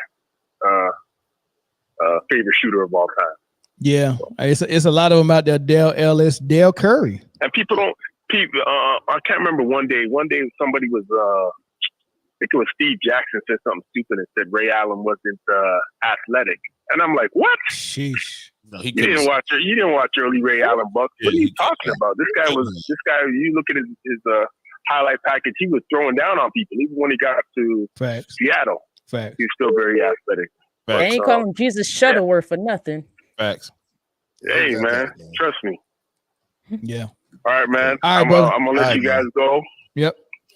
Appreciate the call, man. Great work, all of y'all. Oh, I was gonna say, put all the rest of the guys' handles up so I can follow the rest of the crew. Because right now I'm only following that Man Down Sports. It's in the it's in the description. So, it's in the description box for the video. It's in the description box. Yeah. Okay, cool. Yeah. I'll follow everybody else. All right, no doubt. Bless All up. right, bro. Yep. All right, bro. All right, let's move. Are we done? Are we done? No, we can't be done until we talk about this picking week. Now we ain't done. Oh no. I'm talking about this segment. I'm talking about this segment. Yeah. What I did want to say though, Jay, somebody had mentioned something. I wanted to. I can't even remember. It was, man. I had a point I wanted to make, but it's all right. It'll come back to me later. I say it on Sideline Speaks when I get invited over there. I like that hat you got on, man. Mm-hmm. You like that, don't you? Throw a quick shot though. I want a shot. You are invited anytime. That's what I'm saying. Hey. We can get on Sideline Speaks for real. It was track at one time. What was track? You had to do something with track or something, right? Oh yeah. No. But we did it though. Then I came on it. Yeah, I came. It about like 2 months ago, maybe. Pause. Hell no. Yeah, you can't let that run. You did what? Yeah. That's I did the show. Jay, Jay, don't do that. We're not doing that. No, come on, man. Hey, Britne, are you gonna be in LA anytime soon? Britne, she's supposed to be coming down for the thing. Are you gonna be in LA anytime soon? No, I'm just asking a question. You know what? Since y'all opened that box up, hey man, we got something we planning with CALI Strong, right? It's a brand that we just had a meeting with, and we might be partnering with them, and we might be doing some stuff. And hey, until they see your email back, don't even mention their name. Well, I mean, you know what? We straight. No, I say this, CALI Strong, man. That's a dope brand out here in Cali. Y'all can go to the website. I got it linked in our description box, man. They got good gear, but you'll hear more about it and more from us about it later. But we just got some things in the works with it. They definitely partnered with my all-time favorite NBA player, the late great Bill Walton. And and Sher Miller and a couple other people, Jerry Weiss. It is what it is. But let's get into football really quick. You know what? Let's go. I ain't dealing with that. Don't get in the car. Don't get in the car. Getting in the car. All right, let's get into I can have two favorites. Football is for this week, yo. Man, I gotta get. I don't appreciate them little emojis, bro. I hate that I missed that 1 week. If you get up out of last place, you wouldn't have to worry about them emojis. I don't even know who that at the top. So damn, Corey just died. Another week plus a Thursday night is in the books of NFL. We got the rankings. Not much really moved. Shout out to Dominique for making it above 500. So she's making a comeback. After missing a whole week, that's impressive. Yeah. So, but Jay's still holding strong in first place with his weak ass. Zoe's in second. Y'all missed something. First of all, let me shout out. Hold on. Whose segment is this? It doesn't matter. Let me shout out Dominique for her perfect week. She did more than just get out of above 500. She had a perfect week, man, and that's big up for her, man. Who else had a perfect week? Because we got to celebrate when people get perfect weeks. Why? Who else got Dominique? Why? Who else got a perfect week? Oh, you're reigning. I got a perfect week. Defending. Technically, I got a perfect week as well. Number one person, me, had a perfect week. You didn't have a perfect week. I said technically I did. I changed my pick because I knew I wanted to be the only one with a perfect week. I didn't want to share it with nobody. Like you didn't have a perfect week. Hey, listen. Yeah. One time I had some Only because I changed buns my and I pick. went out of some buns I thought I could get, and that's I not dry. the same thing. No, that's not the same thing. That's not the same thing. You not closing the deal is different. But I do want to ask everybody not named Chris and Zoe, why the hell did y'all pick the Saints last night? So let me tell you why I picked the Saints. What was y'all thinking? You know they ain't got nobody. Nobody. It's Alvin Kamara and the Saints-ettes. So listen, this is why I picked the Saints, because I'm never picking Denver ever on anything. Got it. Okay, that's fair. I thought Spencer Rattler would play better than he did. I mean, it's his first. I'm gonna give him the benefit of the doubt. Everything. I mean, he ain't had have no help. He ain't have no help around him, and he wasn't helping himself. So he had worse. He definitely didn't help himself. He had worse receivers than Ben L. Smith High. Well, I mean, he fumbled some snaps and all kinds of things. That ain't got nothing to do with the real surface. Yeah, but he didn't have Olave. He didn't have Shaheed. Like they decimated that corner. Like they just not. They're not a whole team. They thought about putting Honey Badger at receiver. Exactly. Where was this team when they came to Dallas? Oh yeah, this is the same team that beat Dallas by infinity. It wasn't this team. And all the receivers left their hands in the locker room, so yeah, they couldn't catch a cold. But all right, so let's get into some of these games that we think is going to be pretty good coming up Sunday. And we'll start with the 49ers and the undefeated Kansas City Chiefs. And here's the thing with that. 49ers not healthy. But they're a good team. And it's not possible, no? I can't see it. 49ers been in close games with everybody this entire season. They probably should have lost more than they won. They just like you said, they do have injuries, but I mean they just don't look as dominant, and they're not going to do that against the Chiefs. I don't think so. That list is extensive. That injury report list is extensive. They're missing their whole running back room on offense. Christian McCaffrey. They kicker and they backup kicker both got leg injuries. Yeah, Mason's going too. Now he'll play. He'll play. He had a shoulder thing. He'll play. But shoot, imagine your number one and your number two receiver and your number one running back all on IR. Exactly. So I ain't They're just not going on IR anymore, right? They're not. I'm talking about Kansas City. You talking about Kansas City? Kansas City. Okay. We're talking about Kansas City. Yeah, but y'all came into the season without a number one receiver or number two. Rashee Rice is a number one receiver. Rashee is number one receiver. And Hollywood Brown is the number two. He's a number three at best. Who? Rashee Rice, number one. Rashee Rice, number three.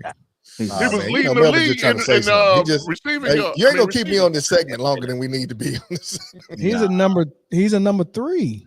What it boils down to, listen, just like when you put a Chrysler 300 beside what they say it used to look like a Maybach, a Bentley. A Bentley.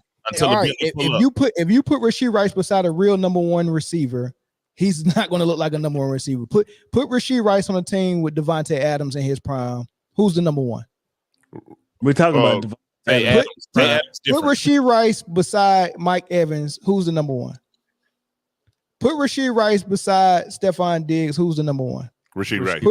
You can go down the list. Put Rashee Rice I was quiet when it wasn't him. Yeah. Justin Jefferson, who's the number one? Justin Jefferson, Jamar Chase, Justin Jeff. You can go down a list of every team's number one, and Rashee Rice is. You might could go down that list, but Diggs ain't on it. I can tell you that. On that list. And not for nothing. I said Diggs is in this prime. I'm talking about in his prime. Rashee Rice is in his prime. No, Rashee Rice is in his second year, bro. Third year. This is his third year. Diggs is in his 100 year. Dude, listen, all I'm gonna say is this right here. You ain't no number one, Jay. Listen, all I'm gonna say is I can tell you why, but I'm not going to. Not here. This is not the time or the place for it. If you want to know why Kansas City will win this game, all you have to do is go right over to Kingdom Come Sports. I broke this game. Me and Eric officially broke this game down from every angle, pause, and yeah. And I detected nothing but cap when I watched it. It was just a lot of cap. You know what? Because Melvin, you're a real hater, man. But I get it. You know what I mean? Not a fake one, a real one. You the dude be like, oh man, you got last year's Bentley. That's not this year's Bentley. That's why they only got 3 people out. San Francisco. That's what I'm saying. So offensively, what's San Fran's excuse outside of missing Christian McCaffrey? Because from my understanding, when 49ers fans is yapping and chapping and yelling and screaming and doing all that crazy stuff at me, they always say Debo. As long as Debo's not out, we good. He's the main guy for our offense. He's the most important piece for our offense. Only person missing is Jawan Jennings, but Ricky Pearsall's coming back, so shouldn't be an issue. McCaffrey is back. Trade. No, he on IR. They don't even count. McCaffrey not suiting up this whole year. No. Heard it here first. Yeah, McCaffrey's going. He'll suit up for Dallas. Anybody can shoot up for Dallas. I get up in there and shoot up for Dallas. I suit up for Dallas. Hey man, Ricky Watters might suit up for Dallas. Yeah, he might. Dominique, what was you about to say? Dominique had something she was about to say. I'm sorry. Muted. You're on mute. You're on mute. I didn't really have anything to say. I picked the Saints too, so I lost that one. That made me really sad. Oh, after coming off that perfect week, huh? Exactly. Well, I thought you said I forgot to pick, so I just now picked. Oh, y'all is tripping tonight. That'll probably upset somebody too coming off.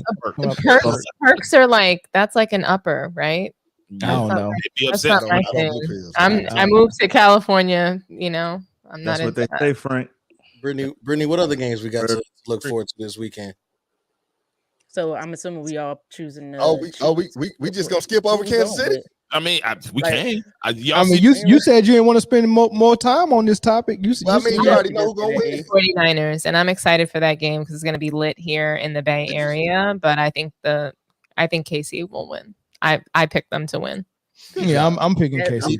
It needs to be a perfect. Hold on, wait. Kyle Shanahan got to prove to me that he could beat.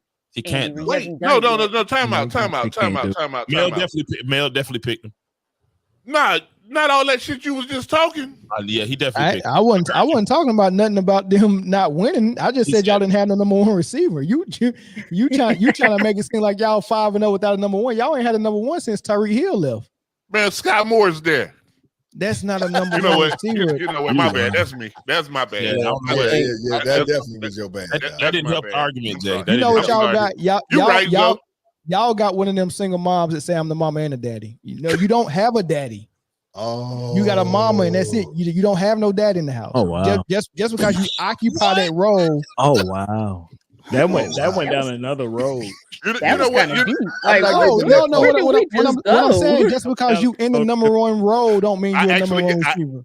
I actually got the reference. It was crazy. I missed it. I totally missed that one. That went down a totally different path. Yeah, he took us down a whole different path on that one. Hey, I'm about to y'all look at this comment. Dominique, you look at this comment right here. Wow. I don't look. Hey, you do got a little bit. You do got a little bit of truth. You look like the truth a little bit. I don't see it. If I could see it, I would have been after Corey. That's the truth right there. Paul Pierce, he's a one of a kind. That's the truth. Dominique, we gotta talk after this, okay? Look, so We gotta Britney, have just so you competition know, after this. I think that the truth is ignoring me because I've already tried. Kevin Garnett. It was Kevin Garnett for a long time. Now it's Paul Pierce. So they're friends. That doesn't really work. They probably is. Like, talking about me. They comparing notes at this point. Yeah. She inboxed me already, Lord. Like Dusty and Mustard.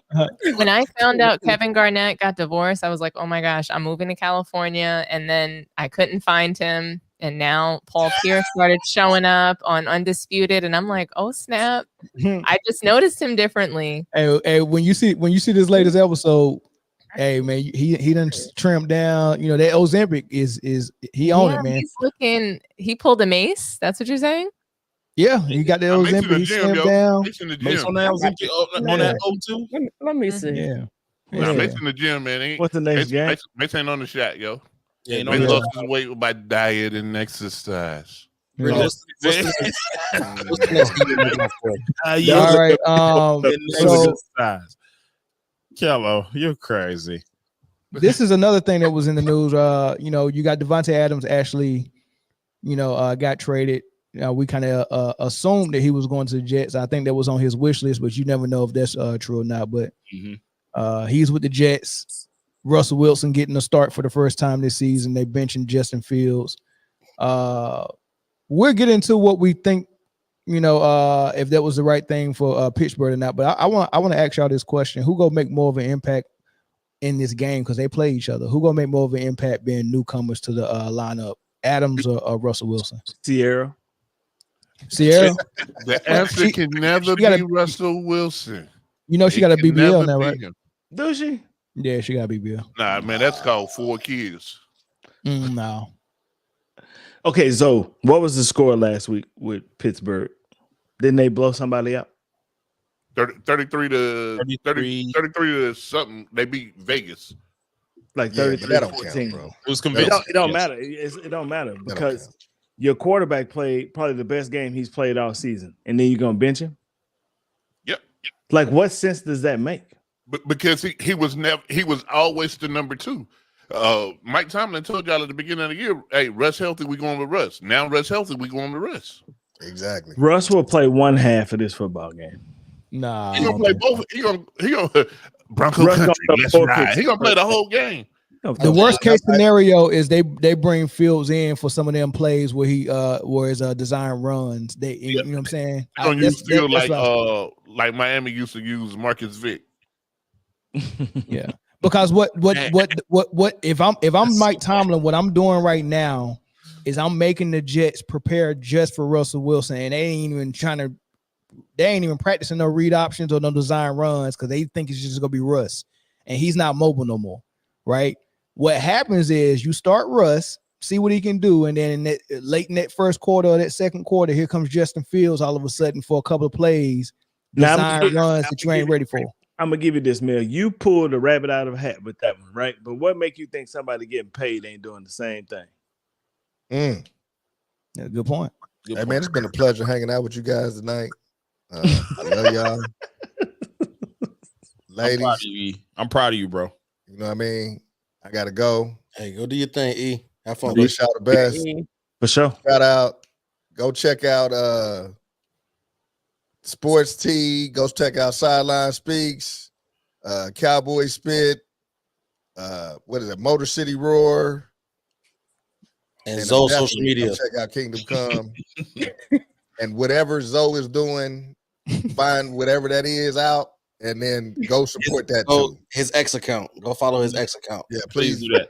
Not the XX account, but his X. Nah, follow that one too.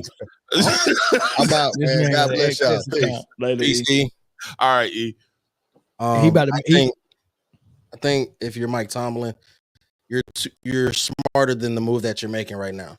I know when the season started, we was like, if one of these quarterbacks is at a certain record, then you go with the other one. Unfortunately, circumstances had to put Justin Fields in the starting spot, but Justin Fields got you to 4-2. You know what I'm saying? He sure did. And then you only played Russ with the ones in practice this week leading into this game. There's no chemistry amongst him and the ones. The snap count is going to be different between the two of them. The play style, like you said, Justin Fields is more mobile than Russell Wilson is. So now the line has to move different. The blocking schemes is different. And you're throwing that into, you're throwing a wrench in the system that is clearly has been working, that has you 4-2. And I believe second place in that division, right? So who's in first? So tied for first, yeah. So Baltimore. So you're tied for first with, and I don't understand how Mike. I know you said at the beginning that Russell Wilson was probably going to be a starter because that's experience, right? But through 6 games, Justin Fields has showed you I can win games. You know what you got there. So you know what you got there. See what you got with Russ, because both of them are 1 year signed, and not only that, you have an opportunity to. If you lose this game, cool. It doesn't matter. It doesn't matter. The Browns and Bengals ain't going nowhere fast.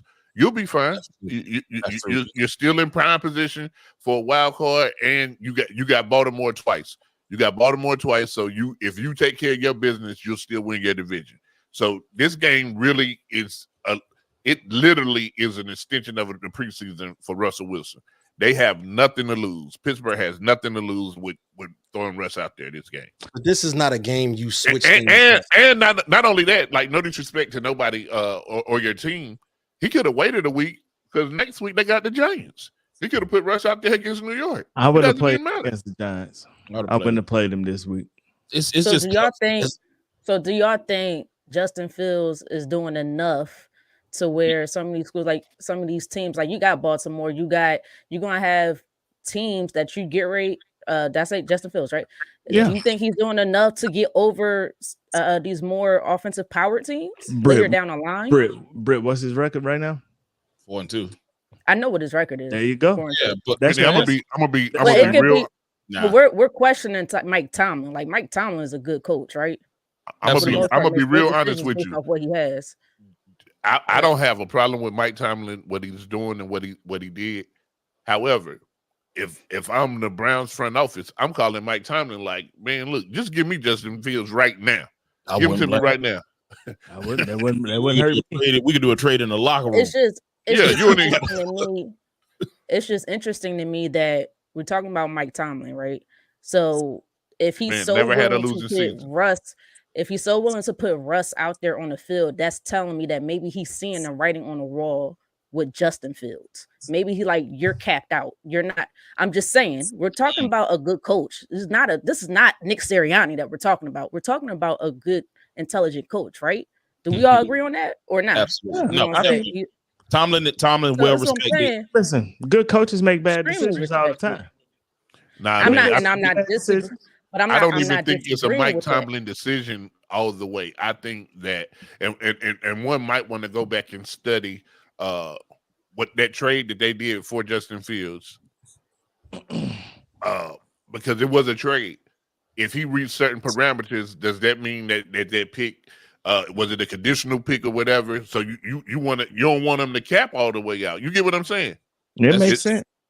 My biggest thing is Justin Fields on the he didn't make it on the field. He don't look that great. And that was the problem to me. Like, if you see Russell Wilson in his last year, he didn't look that great. He didn't look great, but you know what? No. Last year, Russell Wilson actually looked I'll real take the good. last couple of games over anything Justin Fields did this year. He don't look good. And I love Justin Fields. I always think that he got a raw deal in the Chicago as far as given the opportunity. But he said it. They asked him about it. How do you feel about Russ coming back and starting? And he said, honestly, I'm not mad at it. I didn't make it undeniable that they had to start me when I had 6-game opportunity to do so. That's the right answer. You're not. That's the great answer. You're not going to say I feel like I deserve to still be the starter because then you're going to cause. Take that job. You know what? Even though it's the right answer.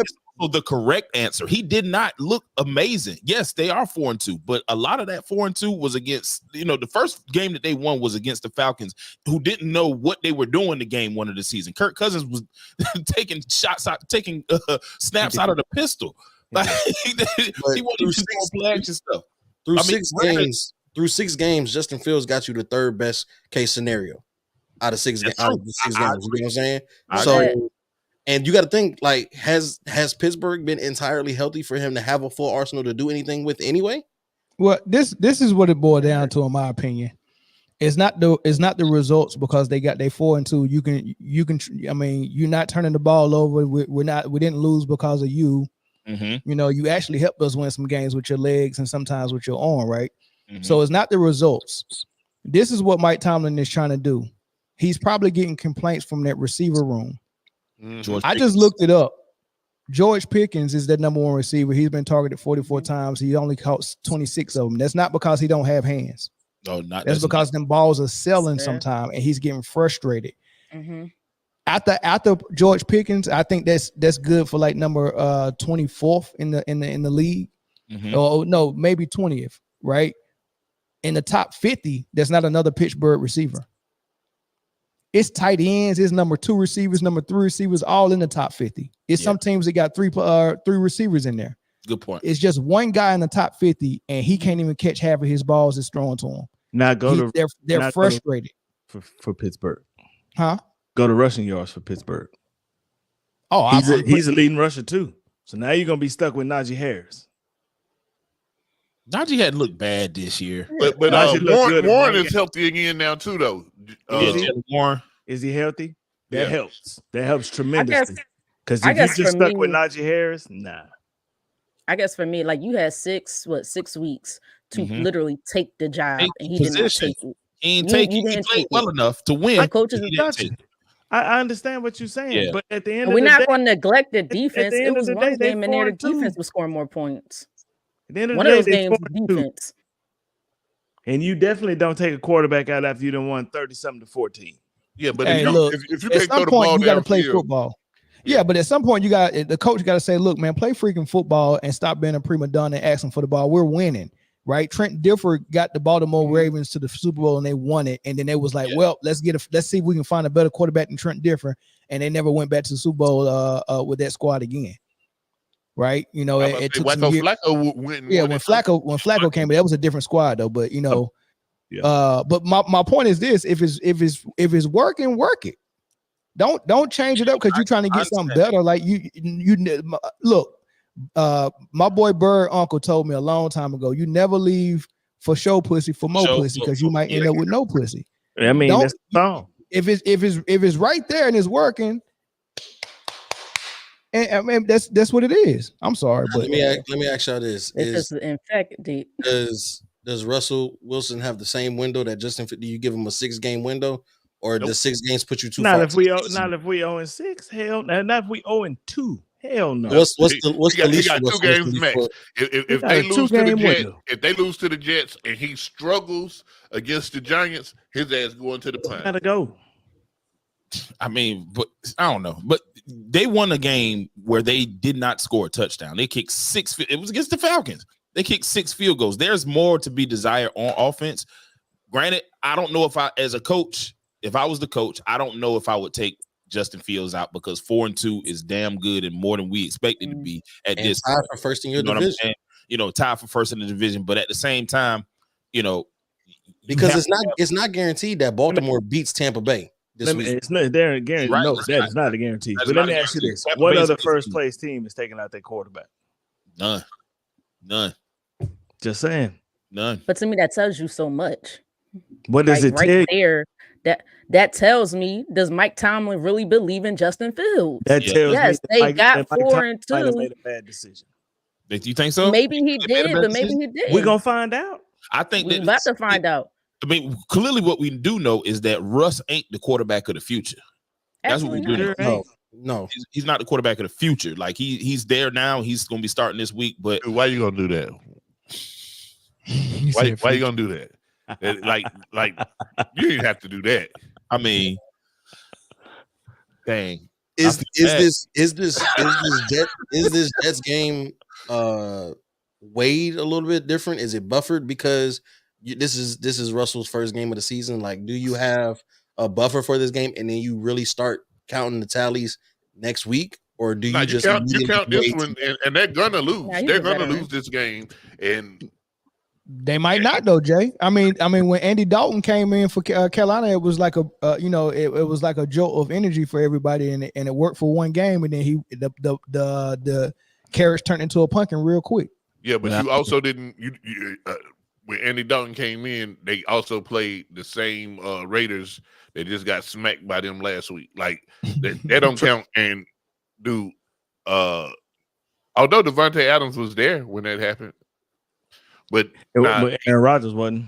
You about to see a resurgence of 17. Listen, number 5 is gonna be wide open because you can't just double him no more. This offense is gonna be clicking if he can throw the ball, because the offensive line. You don't fix your offensive line by adding a receiver. That's not how you fix that. That's not good math. But that's not how math works. Which is strange. Which is strange because they're only bad at pass blocking because they can run the ball. Oh, I mean, they got Brees Hall back there. They can run the ball. So actually, they had the prior 2 games prior to Monday night. The 2 games before that, dude. As a team, they might have had 40 yards combined rushing in the 2 games combined. Like, it was bad. It was bad for 2 weeks. One of those weeks, and I took them on underdog. Brees Hall had 4 yards. Shout out to underdog.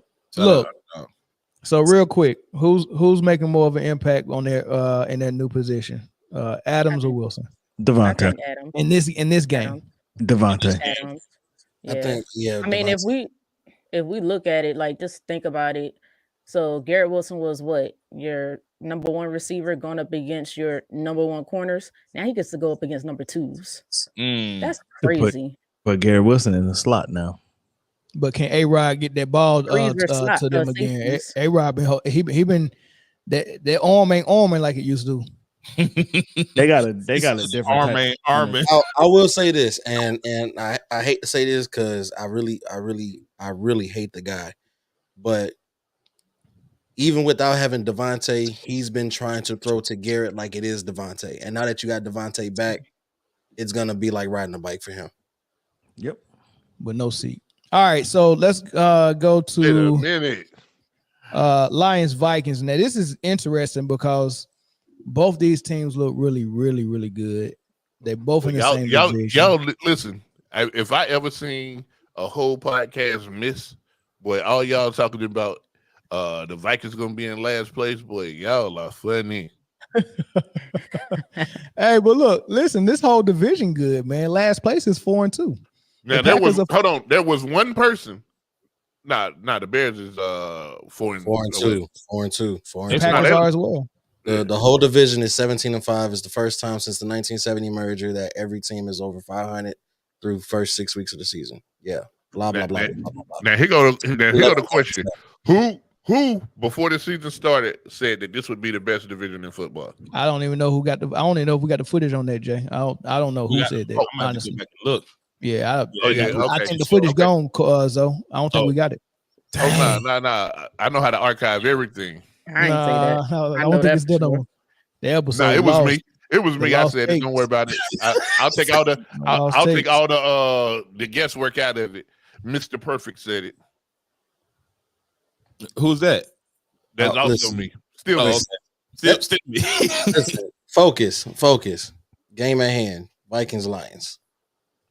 Let's go Vikes. This game will tell a lot.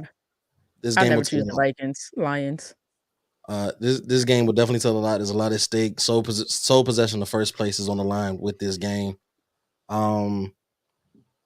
It's hard to say.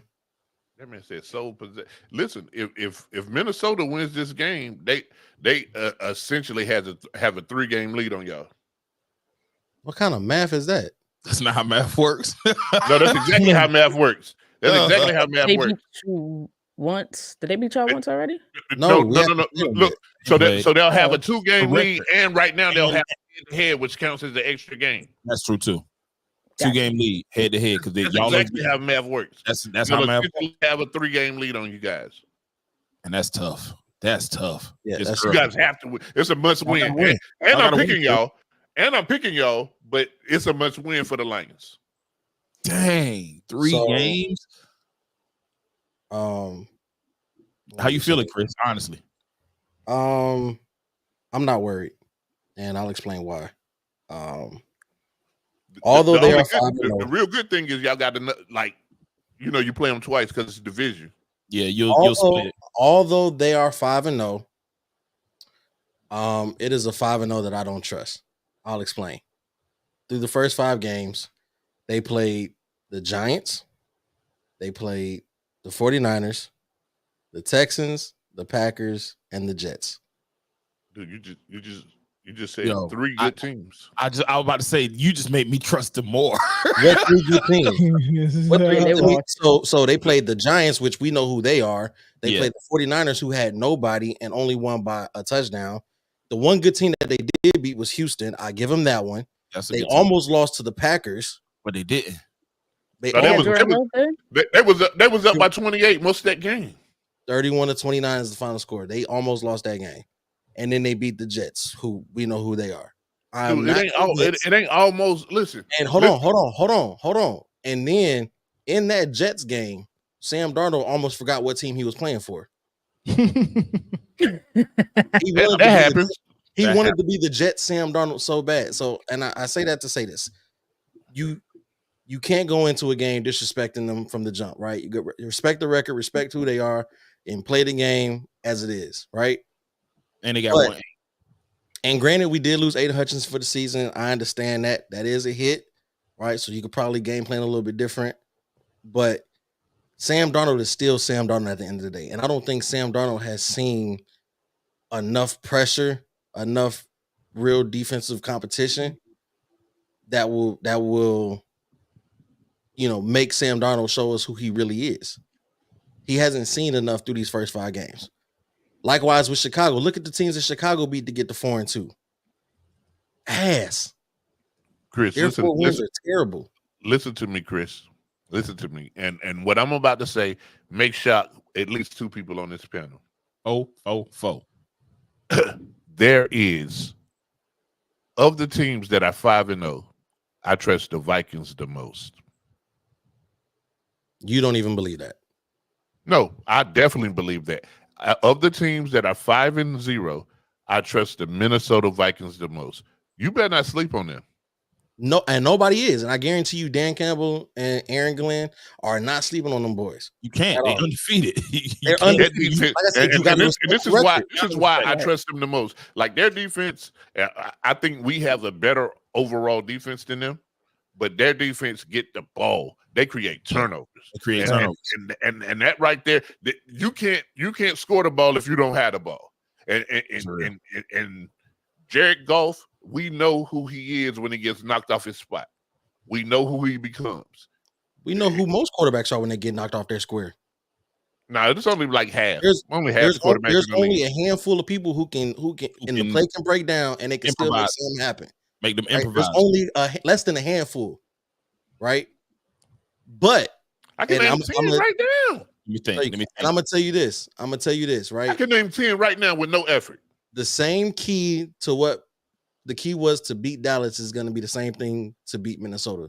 You have to run the ball. They, as good as their pass defense might be, their run defense is not that good. That's incorrect, Chris. The key to beat Dallas was arrive to stadium.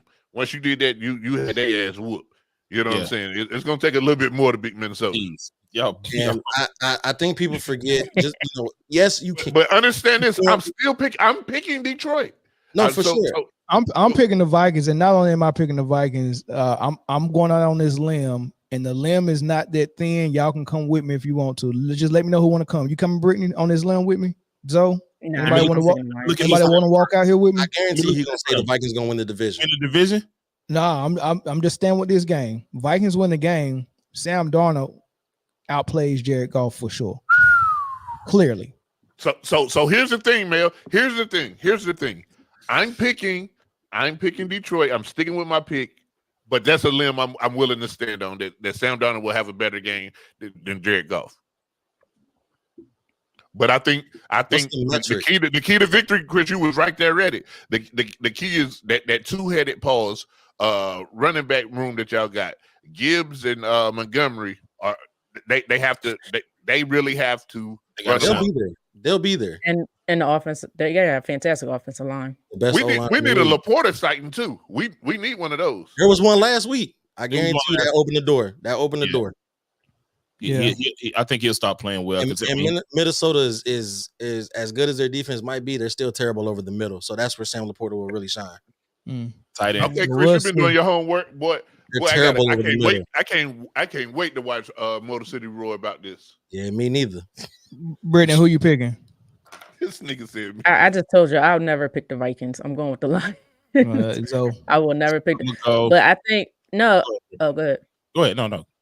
Now I was just gonna say, just to give my thoughts real quick. I'm gonna give the Vikings their credit. I do think they have a decent defense. You know, they got talent on the offensive side, but I'm gonna wait a little bit longer. I just don't want this to be fool's gold again. I think a couple years ago, didn't they go 7-1 and lost in the first round of playoffs?